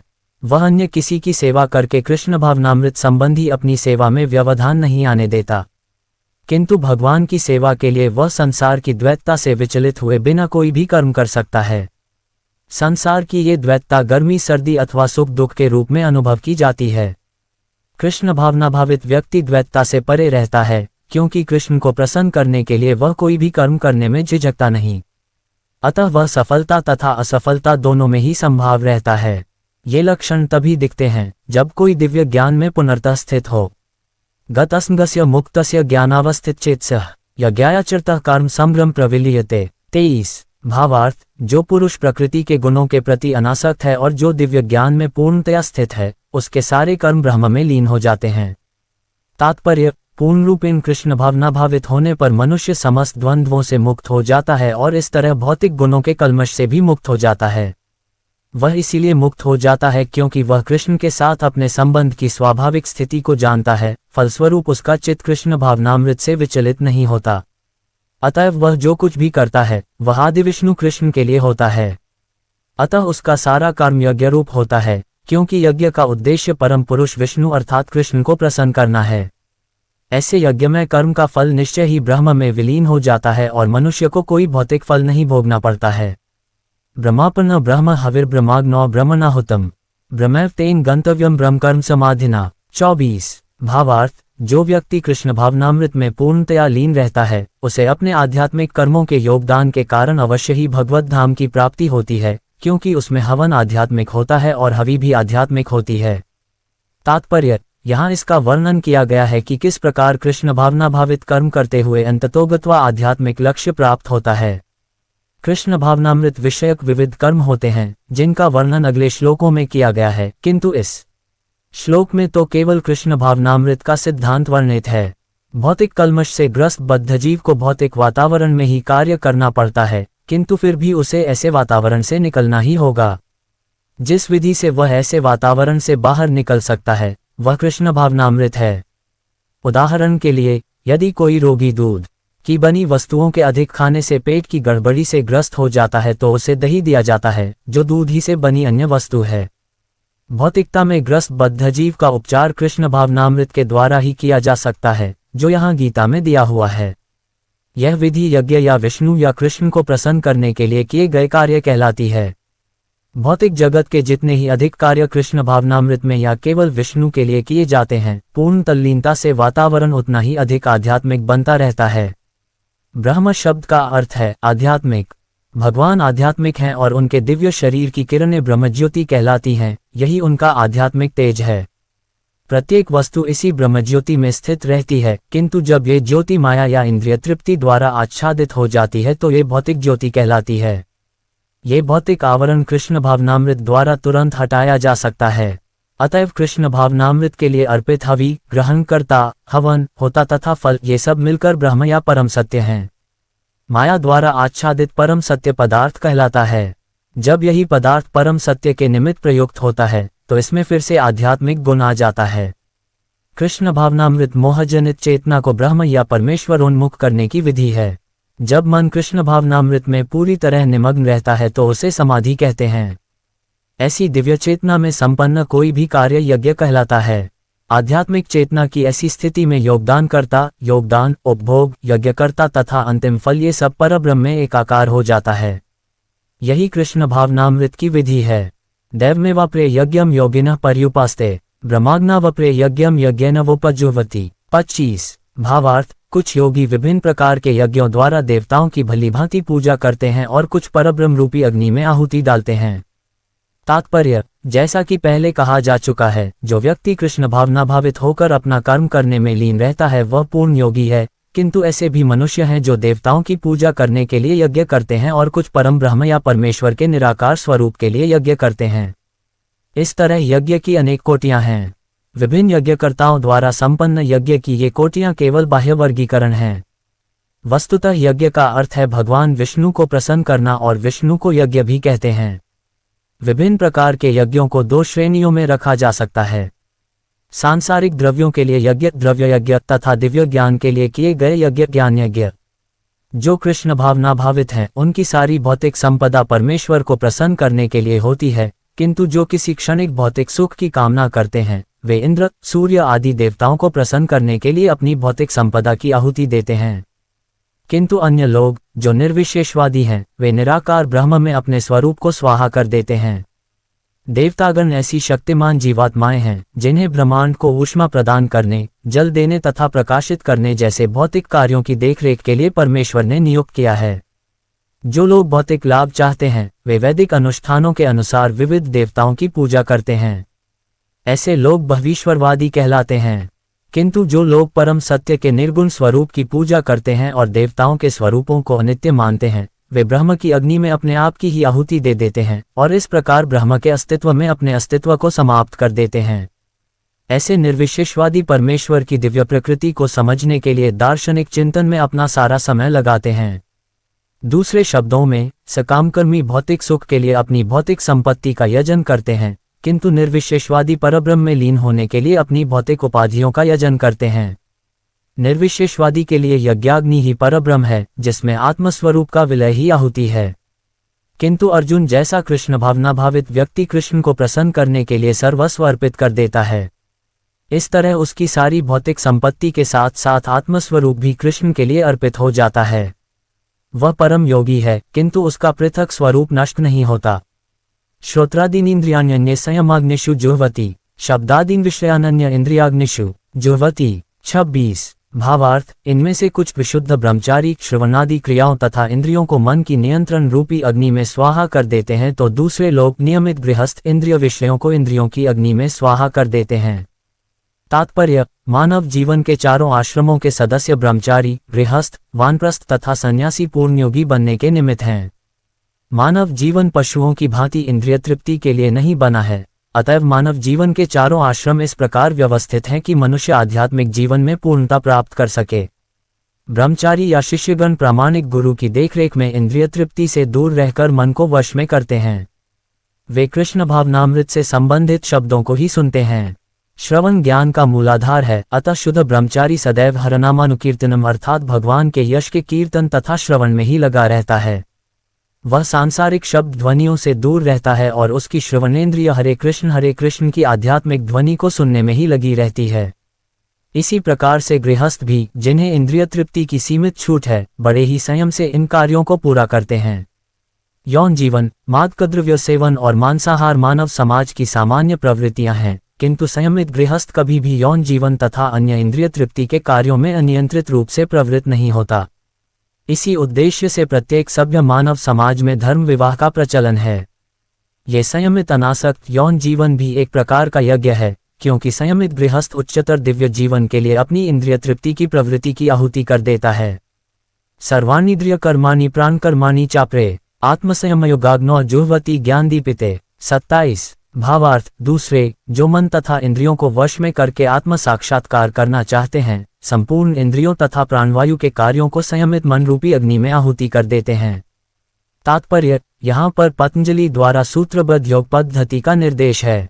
पतंजलि कृत योग सूत्र में आत्मा को प्रत्यगात्मा तथा परागात्मा कहा गया है। जब तक जीवात्मा इंद्रिय भोग में आसक्त रहता है, तब तक वह परागात्मा कहलाता है, और ज्यों ही वह इंद्रिय भोग से विरत हो जाता है तो प्रत्यगात्मा कहलाने लगता है। जीवात्मा के शरीर में 10 प्रकार के वायु कार्यशील रहते हैं और इसे श्वास प्रक्रिया प्राणायाम द्वारा जाना जाता है। पतंजलि की योग पद्धति बताती है कि किस तरह शरीर के वायु के कार्यों को तकनीकी उपाय से नियंत्रित किया जाए, जिससे अंततः वायु के सभी आंतरिक कार्य आत्मा को भौतिक आसक्ति से शुद्ध करने में सहायक बन जाएं। इस योग पद्धति के अनुसार प्रत्यगात्मा ही चरम उद्देश्य है। ये प्रत्यगात्मा पदार्थ की क्रियाओं से प्राप्त की जाती है। इंद्रियां इंद्रिय विषयों से प्रतिक्रिया करती हैं, यथा कान सुनने के लिए, आंख देखने के लिए, नाक सूंघने के लिए, जीभ स्वाद के लिए तथा हाथ स्पर्श के लिए हैं, और ये सब इंद्रियां मिलकर आत्मा से बाहर के कार्यों में लगी रहती हैं। ही कार्य प्राणवायु के व्यापार क्रियाएं हैं। अपान वायु नीचे की ओर जाती है, व्यान वायु से संकोच तथा प्रसार होता है, समान वायु से संतुलन बना रहता है, और उदान वायु ऊपर की ओर जाती है। और जब मनुष्य प्रबुद्ध हो जाता है तो वह इन सभी वायुओं को आत्म साक्षात्कार की खोज में लगाता है। द्रव्ययज्ञास्तपोयज्ञा योगयज्ञास्तथा प्रे स्वाध्याय ज्ञानयज्ञाश्च यतयः संचित व्रताः। 28। भावार्थ, कठोर व्रत अंगीकार करके कुछ लोग अपनी संपत्ति का त्याग करके, कुछ कठिन तपस्या द्वारा, कुछ अष्टांग योग पद्धति के अभ्यास द्वारा अथवा दिव्य ज्ञान में उन्नति करने के लिए वेदों के अध्ययन द्वारा प्रबुद्ध बनते हैं। तात्पर्य, इन यज्ञों के कई वर्ग किए जा सकते हैं। बहुत से लोग विविध प्रकार के दान पुण्य द्वारा अपनी संपत्ति का यजन करते हैं। भारत में धनाढ्य व्यापारी या राजवंशी अनेक प्रकार की धर्मार्थ संस्थाएं खोल देते हैं, यथा धर्मशाला, अन्न क्षेत्र, अतिथिशाला, अनाथालय तथा विद्यापीठ। अन्य देशों में भी अनेक अस्पताल, बूढ़ों के लिए आश्रम तथा गरीबों को भोजन, शिक्षा तथा चिकित्सा की सुविधाएं प्रदान करने के दातव्य संस्थान हैं। ये सब दान कर्म द्रव्यमय यज्ञ हैं। अन्य लोग जीवन में उन्नति करने अथवा उच्च लोकों में जाने के लिए चांद्रायण तथा चातुर्मास्य जैसे विविध तप करते हैं। इन विधियों के अंतर्गत कतिपय कठोर नियमों के अधीन कठिन व्रत करने होते हैं। उदाहरणार्थ, चातुर्मास्य व्रत रखने वाला वर्ष के 4 मासों में जुलाई से अक्टूबर तक बाल नहीं कटाता, न ही कतिपय खाद्य वस्तुएं खाता है, और न दिन में 2 बार खाता है, न निवास स्थान छोड़कर कहीं जाता है। जीवन के सुखों का ऐसा परित्याग तपों में यज्ञ कहलाता है। कुछ लोग ऐसे भी हैं जो अनेक योग पद्धतियों का अनुसरण करते हैं, यथा पतंजलि पद्धति ब्रह्म में तदाकार होने के लिए, अथवा हठयोग या अष्टांग योग विशेष सिद्धियों के लिए।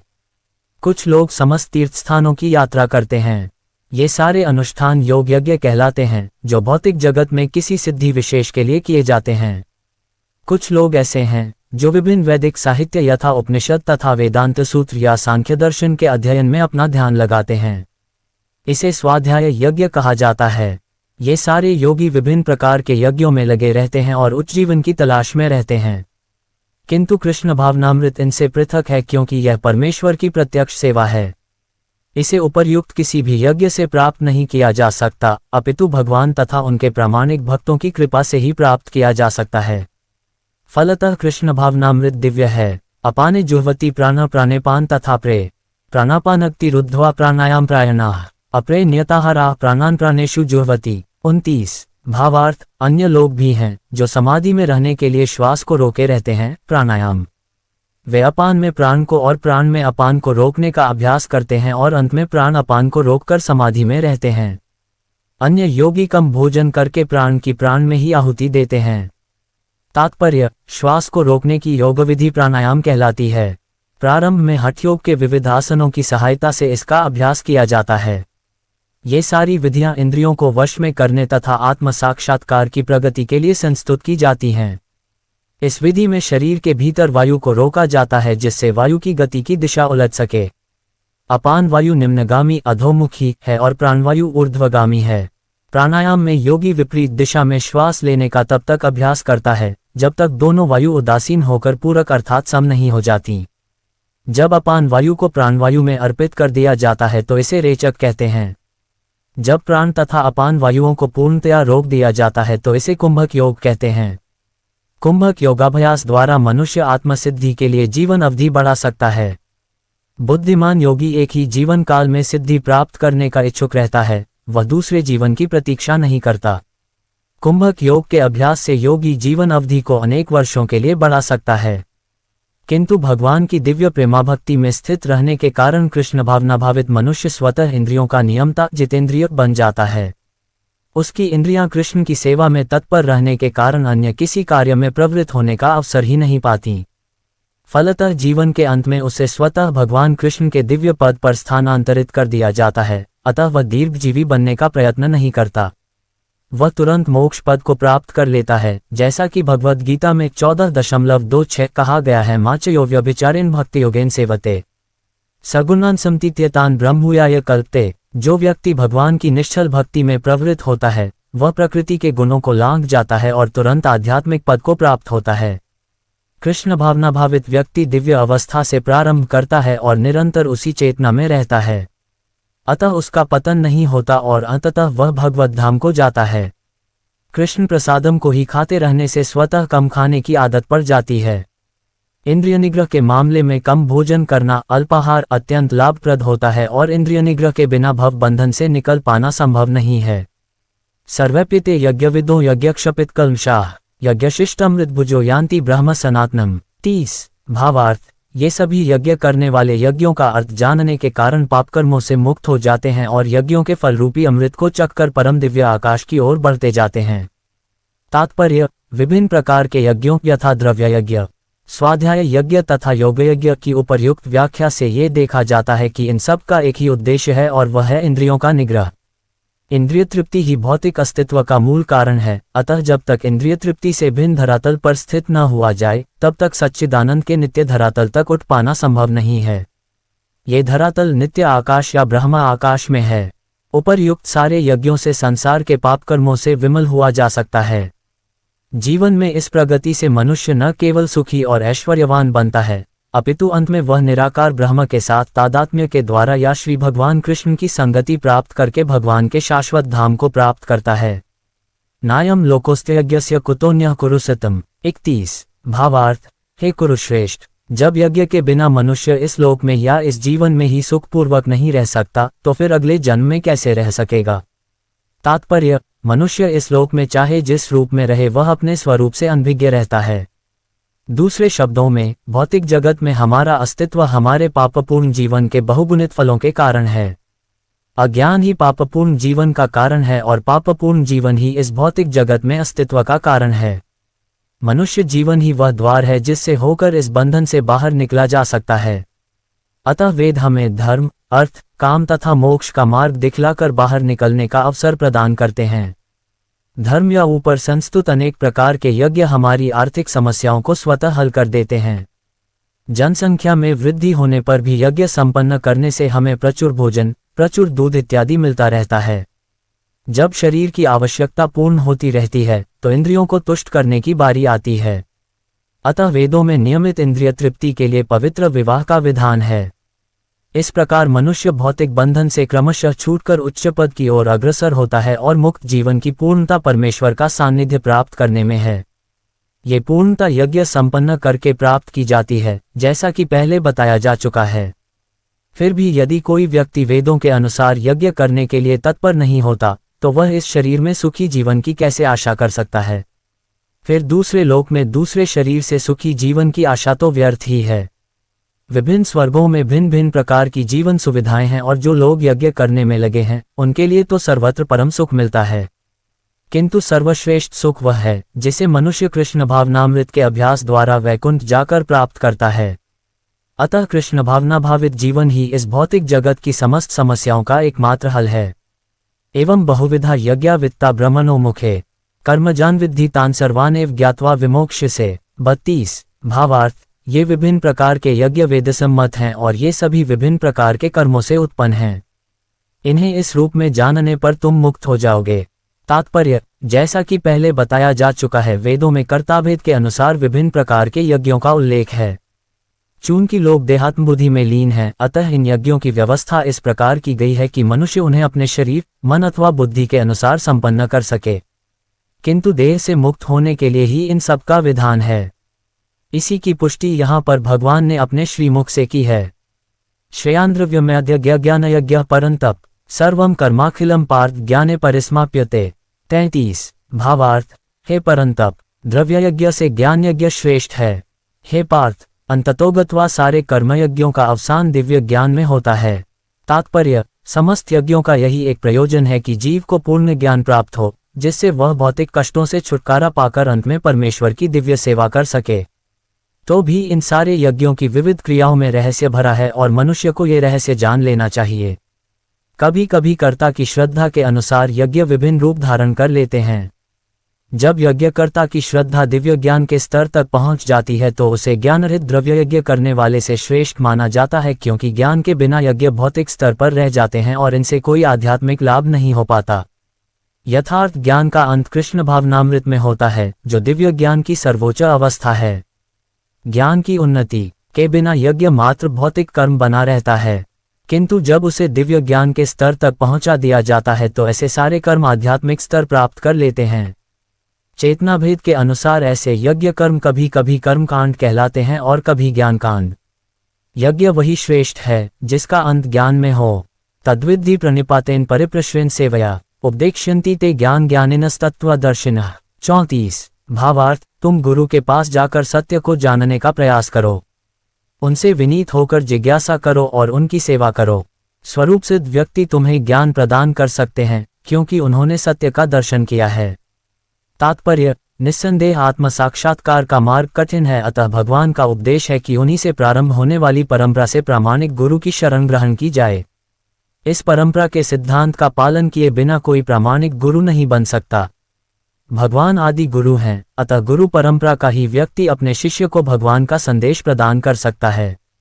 कोई अपनी निजी विधि का निर्माण करके स्वरूप सिद्ध नहीं बन सकता, जैसा कि आजकल के मूर्ख पाखंडी करने लगे हैं। भागवत का 6.3.19 कथन है, धर्म तु साक्षात भगवत प्रणीतम, धर्मपथ का निर्माण स्वयं भगवान ने किया है। अतएव मनोधर्म या शुष्क तर्क से सही पद प्राप्त नहीं हो सकता। न ही ज्ञानग्रंथों के स्वतंत्र अध्ययन से ही कोई आध्यात्मिक जीवन में उन्नति कर सकता है। ज्ञान प्राप्ति के लिए उसे प्रामाणिक गुरु की शरण में जाना ही होगा। ऐसे गुरु को पूर्ण समर्पण करके ही स्वीकार करना चाहिए और अहंकार रहित होकर दास की भांति गुरु की सेवा करनी चाहिए। स्वरूप सिद्ध गुरु की प्रसन्नता ही आध्यात्मिक जीवन की प्रगति का रहस्य है। जिज्ञासा और विनीत भाव के मेल से आध्यात्मिक ज्ञान प्राप्त होता है। बिना विनीत भाव तथा सेवा के विद्वान गुरु से की गई जिज्ञासाएं प्रभावपूर्ण नहीं होंगी। शिष्य को गुरु परीक्षा में उत्तीर्ण होना चाहिए और जब गुरु शिष्य में वास्तविक इच्छा देखता है तो स्वतः ही शिष्य को आध्यात्मिक ज्ञान का आशीर्वाद देता है। इस श्लोक में अंधानुगमन तथा निरर्थक जिज्ञासा इन दोनों की भर्त्सना की गई है। शिष्य न केवल गुरु से विनीत होकर सुने, अपितु विनीत भाव तथा सेवा और जिज्ञासा द्वारा गुरु से स्पष्ट ज्ञान प्राप्त करे। प्रामाणिक गुरु स्वभाव से शिष्य के प्रति दयालु होता है, अतः यदि शिष्य विनीत हो और सेवा में तत्पर रहे तो ज्ञान और जिज्ञासा का विनिमय पूर्ण हो जाता है। यज्ञात्वा न पुनर्मोहमे व्यास्यसि पांडव, ये भूतान्यशेषाणि द्रक्ष्यस्यात्मन्यथो मयि। 35 भावार्थ, स्वरूप सिद्ध व्यक्ति से वास्तविक ज्ञान प्राप्त कर चुकने पर तुम पुनः कभी ऐसे मोह को प्राप्त नहीं होगे, क्योंकि इस ज्ञान के द्वारा तुम देख सकोगे कि सभी जीव परमात्मा के अंश स्वरूप हैं, अर्थात वे सब मेरे हैं। तात्पर्य, स्वरूप सिद्ध व्यक्ति से ज्ञान प्राप्त होने का परिणाम ये होता है कि यह पता चल जाता है कि सारे जीव भगवान श्री कृष्ण के भिन्न अंश हैं। कृष्ण से पृथक अस्तित्व का भाव माया मां नहीं, या ये कहलाती है। कुछ लोग सोचते हैं कि हमें कृष्ण से क्या लेना देना है, वे तो केवल महान ऐतिहासिक पुरुष हैं और परब्रह्म तो निराकार है। वस्तुतः जैसा कि भगवद गीता में कहा गया है, ये निराकार ब्रह्म कृष्ण का व्यक्तिगत तेज है। कृष्ण भगवान के रूप में प्रत्येक वस्तु के कारण हैं। ब्रह्म संहिता में स्पष्ट कहा गया है कि कृष्ण श्री भगवान हैं और सभी कारणों के कारण हैं। यहाँ तक कि लाखों अवतार उनके विभिन्न विस्तार ही हैं। इसी प्रकार सारे जीव भी कृष्ण के अंश हैं। मायावादियों की यह मिथ्या धारणा है कि कृष्ण अपने अनेक अंशों में अपने निजी पृथक अस्तित्व को मिटा देते हैं। यह विचार सर्वथा भौतिक है। भौतिक जगत में हमारा अनुभव है कि यदि किसी वस्तु का विखंडन किया जाए तो उसका मूल स्वरूप नष्ट हो जाता है, किंतु मायावादी यह नहीं समझ पाते कि परम का अर्थ है कि एक और एक मिलकर एक ही होता है और एक में से एक घटाने पर भी एक बचता है। परब्रह्म का यही स्वरूप है। ब्रह्मविद्या का पर्याप्त ज्ञान न होने के कारण हम माया से आवृत हैं, इसीलिए हम अपने को कृष्ण से पृथक सोचते हैं। यद्यपि हम कृष्ण के भिन्न अंश हैं, किंतु तो भी हम उनसे भिन्न नहीं हैं। जीवों का शारीरिक अंतर माया है अथवा वास्तविक सत्य नहीं है। हम सभी कृष्ण को प्रसन्न करने के निमित्त हैं, केवल माया के कारण ही। अर्जुन ने सोचा कि उसके स्वजनों से उसका क्षणिक शारीरिक संबंध कृष्ण के शाश्वत आध्यात्मिक संबंधों से अधिक महत्वपूर्ण है। गीता का संपूर्ण उपदेश इसी ओर लक्षित है कि कृष्ण का नित्य दास होने के कारण जीव उनसे पृथक नहीं हो सकता। कृष्ण से अपने को विलग मानना ही माया कहलाती है। परब्रह्म के भिन्न अंश के रूप में जीवों को एक विशिष्ट उद्देश्य पूरा करना होता है। उस उद्देश्य को भुलाने के कारण ही वे अनादिकाल से मानव, पशु, देवता आदि देहों में स्थित हैं। ऐसे शारीरिक अंतर भगवान की दिव्य सेवा के विस्मरण से जनित हैं। किंतु जब कोई कृष्ण भावनामृत के माध्यम से दिव्य सेवा में लग जाता है तो वह इस माया से तुरंत मुक्त हो जाता है। ऐसा ज्ञान केवल प्रामाणिक गुरु से ही प्राप्त हो सकता है और इस तरह वह इस भ्रम को दूर कर सकता है कि जीव कृष्ण के तुल्य है। पूर्ण ज्ञान तो यह है कि परमात्मा कृष्ण समस्त जीवों के परम आश्रय हैं और इस आश्रय को त्याग देने पर जीव माया द्वारा मोहित होते हैं, क्योंकि वे अपना अस्तित्व पृथक समझते हैं। इस तरह विभिन्न भौतिक पहचानों के मानदंडों के अंतर्गत वे कृष्ण को भूल जाते हैं। किंतु जब ऐसे मोहग्रस्त जीव कृष्ण भावनामृत में स्थित होते हैं तो यह समझा जाता है कि वे मुक्ति पथ पर हैं, जिसकी पुष्टि भागवत में 2:10-6 की गई है। मुक्तिरित्वान्यथारूप स्वरूपेण व्यवस्थिते। मुक्ति का अर्थ है कृष्ण के नित्य दास रूप में कृष्ण भावनामृत में अपनी स्वाभाविक स्थिति पर होना। अपि चेत्सि पापेभ्यः सर्वेभ्यः पापकृत्तमः सर्वं ज्ञानप्लवनैव वृजिन संतरिष्यसि। 36 भावार्थ, यदि तुम्हें समस्त पापियों में भी सर्वाधिक पापी समझा जाए तो भी तुम दिव्य ज्ञान रूपी नाव में स्थित होकर दुख सागर को पार करने में समर्थ होगे। तात्पर्य, श्री कृष्ण के संबंध में अपनी स्वाभाविक स्थिति का सही ज्ञान इतना उत्तम होता है कि अज्ञान सागर में चलने वाले जीवन संघर्ष से मनुष्य तुरंत ही ऊपर उठ सकता है। ये भौतिक जगत कभी कभी अज्ञान सागर मान लिया जाता है तो कभी जलता हुआ जंगल सागर में कोई कितना ही कुशल तैराक क्यों न हो, जीवन संघर्ष अत्यंत कठिन है। यदि कोई संघर्षरत तैरने वाले को आगे बढ़कर समुद्र से निकाल लेता है तो वह सबसे बड़ा रक्षक है। भगवान से प्राप्त पूर्ण ज्ञान मुक्ति का पथ है।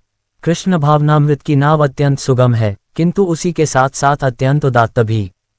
यथेधांसी समिद्धोग निर्भस्मसात् कुरुतेर्जुन ज्ञानाग्नेः सर्वकर्माणि भस्मसात् कुरुते तथा। 37 भावार्थ, जैसे प्रज्वलित अग्नि ईंधन को भस्म कर देती है, उसी तरह हे अर्जुन, ज्ञान रूपी अग्नि भौतिक कर्मों के समस्त फलों को जला डालती है। तात्पर्य, आत्मा तथा परमात्मा संबंधी पूर्ण ज्ञान तथा उनके संबंध की तुलना यहाँ अग्नि से की गई है। यह अग्नि न केवल समस्त पाप कर्मों के फलों को जला देती है, अपितु पुण्य कर्मों के फलों को भी भस्मसात करने वाली है। कर्मफल की कई अवस्थाएं हैं, शुभारंभ, बीज, संचित आदि। किंतु जीव को स्वरूप का ज्ञान होने पर सब कुछ भस्म हो जाता है, चाहे वह पूर्ववर्ती हो या परवर्ती। वेदों में बृहदारण्यक उपनिषद 4.4.22 कहा गया है, उभयोहवैश्यते तरत्यमृत साध्व साधुनी। मनुष्य पाप तथा पुण्य दोनों ही प्रकार के कर्मफलों को जीत लेता है।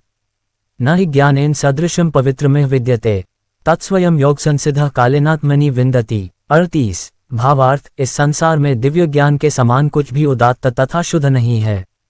ऐसा ज्ञान समस्त योग का परिपक्व फल है।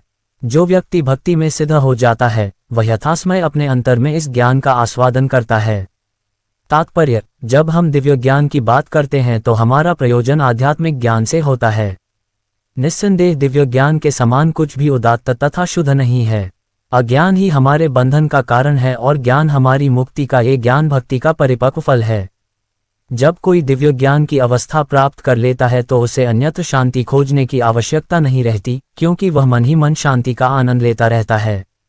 दूसरे शब्दों में, ज्ञान तथा शांति का पर्यवसान कृष्ण भावनामृत में होता है। भगवद गीता के संदेश की यही चरम परिणति है। श्रद्धावा लभते ज्ञान तत्परः संयतेन्द्रियः ज्ञान लब्ध्वा परा शांतिमचिरेनाधिगच्छति। 39 भावार्थ, जो श्रद्धालु दिव्य ज्ञान में समर्पित है और जिसने इंद्रियों को वश में कर लिया है, वह इस ज्ञान को प्राप्त करने का अधिकारी है और इसे प्राप्त करते ही वह तुरंत आध्यात्मिक शांति को प्राप्त होता है। तात्पर्य, श्री कृष्ण में दृढ़ विश्वास रखने वाला व्यक्ति ही इस तरह का कृष्ण भावनाभावित ज्ञान प्राप्त कर सकता है। वही पुरुष श्रद्धावान कहलाता है, जो ये सोचता है कि कृष्ण भावनाभावित होकर कर्म करने से वह परम सिद्धि प्राप्त कर सकता है। ये श्रद्धा भक्ति के द्वारा तथा हरे कृष्ण कृष्ण कृष्ण हरे हरे राम राम राम हरे हरे मंत्र के जाप द्वारा प्राप्त की जाती है, क्योंकि इससे हृदय की सारी भौतिक मलिनता दूर हो जाती है। इसके अतिरिक्त मनुष्य को चाहिए कि अपनी इंद्रियों पर संयम रखे। जो व्यक्ति कृष्ण के प्रति श्रद्धावान है और जो इंद्रियों को संयमित रखता है, वह शीघ्र ही कृष्ण भावनामृत के ज्ञान में पूर्णता प्राप्त करता है। अज्ञश्चा श्रद्धानश्च संशयात्मा विनश्यति, नायम लोकोस्ति न परो न सुख संशयात्मनः। 40 भावार्थ, किंतु जो अज्ञानी तथा श्रद्धाविहीन व्यक्ति शास्त्रों में संदेह करते हैं, वे भगवत भावनामृत नहीं प्राप्त करते, अपितु नीचे गिर जाते हैं। संशयात्मा के लिए न तो इस लोक में न ही परलोक में कोई सुख है। तात्पर्य, भगवद गीता सभी प्रामाणिक एवं मान्य शास्त्रों में सर्वोत्तम है। जो लोग पशुतुल्य हैं, उनमें न तो प्रामाणिक शास्त्रों के प्रति कोई श्रद्धा है और न उनका ज्ञान होता है, और कुछ लोगों को यद्यपि उनका ज्ञान होता है और उनमें से वे उद्धरण देते रहते हैं, किंतु उनमें वास्तविक विश्वास नहीं करते। यहाँ तक कि कुछ लोग जिनमें भगवद गीता जैसे शास्त्रों में श्रद्धा होती भी है, फिर भी वे न तो भगवान कृष्ण में विश्वास करते हैं न उनकी पूजा करते हैं। ऐसे लोगों को कृष्ण भावनामृत का कोई ज्ञान नहीं होता, वे नीचे गिरते हैं। उपर्युक्त सभी कोटि के व्यक्तियों में जो श्रद्धालु नहीं हैं और सदैव संशयग्रस्त रहते हैं, वे तनिक भी उन्नति नहीं कर पाते। जो लोग ईश्वर तथा उनके वचनों में श्रद्धा नहीं रखते, उन्हें न तो इस संसार में और न भावी लोक में कुछ हाथ लगता है। उनके लिए किसी भी प्रकार का सुख नहीं है। अतः मनुष्य को चाहिए कि श्रद्धाभाव से शास्त्रों के सिद्धांतों का पालन करे और ज्ञान प्राप्त करे। इसी ज्ञान से मनुष्य आध्यात्मिक अनुभूति के दिव्य पद तक पहुंच सकता है। दूसरे शब्दों में, आध्यात्मिक उत्थान में संशयग्रस्त मनुष्यों को कोई स्थान नहीं मिलता। अतः मनुष्य को चाहिए कि परंपरा से चले आ रहे महान आचार्यों के पदचिह्नों का अनुसरण करे और सफलता प्राप्त करे। योग संन्यस्त कर्माण ज्ञान संचिन संशयम आत्मवंतम न कर्माणि निबध्नन्ति धनंजय। 41 भावार्थ, जो व्यक्ति अपने कर्मफलों का परित्याग करते हुए भक्ति करता है और जिसके संशय दिव्य ज्ञान द्वारा विनष्ट हो चुके होते हैं, वही वास्तव में आत्मपरायण है। हे धनंजय, वह कर्मों के बंधन से नहीं बंधता। तात्पर्य, जो मनुष्य भगवद गीता की शिक्षा का उसी रूप में पालन करता है जिस रूप में भगवान श्री कृष्ण ने दी थी, तो वह दिव्य ज्ञान की कृपा से समस्त संशयों से मुक्त हो जाता है। पुनर्तः कृष्ण भावना भावित होने के कारण उसे श्री भगवान के अंश रूप में अपने स्वरूप का ज्ञान पहले ही हो जाता है। अतएव निस्संदेह वह कर्मबंधन से मुक्त है। तस्माद् ज्ञान संभूत हृत्स्थ ज्ञानासिनात्मनः छित्त्वेन संशयम योगमातिष्ठोत्तिष्ठ भारत। 42 भावार्थ, अतएव तुम्हारे हृदय में अज्ञान के कारण जो संशय उठे हैं, उन्हें ज्ञानरूपी शस्त्र से काट डालो। हे भारत, तुम योग से समन्वित होकर खड़े हो और युद्ध करो। तात्पर्य, इस अध्याय में जिस योग पद्धति का उपदेश हुआ है वह सनातन योग कहलाती है। इस योग में दो तरह के यज्ञ कर्म किए जाते हैं, एक तो द्रव्य का यज्ञ और दूसरा आत्मज्ञान यज्ञ, जो विशुद्ध आध्यात्मिक कर्म है। यदि आत्म साक्षात्कार के लिए द्रव्य यज्ञ नहीं किया जाता तो ऐसा यज्ञ भौतिक बन जाता है, किंतु जब कोई आध्यात्मिक उद्देश्य या भक्ति से ऐसा यज्ञ करता है तो वह पूर्ण यज्ञ होता है। आध्यात्मिक क्रियाएं भी दो प्रकार की होती हैं, आत्मबोध या अपने स्वरूप को समझना तथा श्री भगवान विषयक सत्य। जो भगवद गीता के मार्ग का पालन करता है वह ज्ञान की इन दोनों श्रेणियों को समझ सकता है। उसके लिए भगवान के अंश स्वरूप आत्मज्ञान को प्राप्त करने में कोई कठिनाई नहीं होती है। ऐसा ज्ञान लाभप्रद है क्योंकि ऐसा व्यक्ति भगवान के दिव्य कार्यकलापों को समझ सकता है। इस अध्याय के प्रारंभ में स्वयं भगवान ने अपने दिव्य कार्यकलापों का वर्णन किया है। जो व्यक्ति गीता के उपदेशों को नहीं समझता वह श्रद्धाविहीन है, और जो भगवान द्वारा उपदेश देने पर भी भगवान के सच्चिदानंद स्वरूप को नहीं समझ पाता तो ये समझना चाहिए कि वह निपट मूर्ख है। कृष्ण भावनामृत के सिद्धांतों को स्वीकार करके अज्ञान को क्रमशः दूर किया जा सकता है। ये कृष्ण भावनामृत विविध देवयज्ञ, ब्रह्मयज्ञ, ब्रह्मचर्य यज्ञ, गृहस्थ यज्ञ, इंद्रिय संयम यज्ञ, योग साधना यज्ञ, तपस्या यज्ञ, द्रव्य यज्ञ, स्वाध्याय यज्ञ तथा वर्णाश्रम धर्म में भाग लेकर जागृत किया जा सकता है। ये सब यज्ञ कहलाते हैं और ये सब नियमित कर्म पर आधारित हैं। किंतु इन सब कार्यकलापों के भीतर सबसे महत्वपूर्ण कारक आत्म साक्षात्कार है। जो इस उद्देश्य को खोज लेता है वही भगवद गीता का वास्तविक पाठक है, किंतु जो कृष्ण को प्रमाण नहीं मानता वह नीचे गिर जाता है। अतः मनुष्य को चाहिए कि वह सेवा तथा समर्पण समेत किसी प्रामाणिक गुरु के निर्देशन में भगवद गीता या अन्य किसी शास्त्र का अध्ययन करे। प्रामाणिक गुरु अनंत काल से चली आने वाली परंपरा में होता है और वह परमेश्वर के उन उपदेशों से तनिक भी विपथ नहीं होता जिन्हें उन्होंने लाखों वर्ष पूर्व सूर्यदेव को दिया था और जिनसे भगवद गीता के उपदेश इस धराधाम में आए। अतः गीता में ही व्यक्त भगवद गीता के पथ का अनुसरण करना चाहिए और उन लोगों से सावधान रहना चाहिए जो आत्मश्लाघावश अन्यों को वास्तविक पथ से विपथ करते रहते हैं। भगवान निश्चित रूप से परम पुरुष हैं और उनके कार्यकलाप दिव्य हैं। जो इसे समझता है वह भगवद गीता का अध्ययन शुभारंभ करते ही मुक्त होता है। इस प्रकार श्रीमद् भगवद गीता के चतुर्थ अध्याय दिव्य ज्ञान का भक्तिवेदांत तात्पर्यपूर्ण हुआ।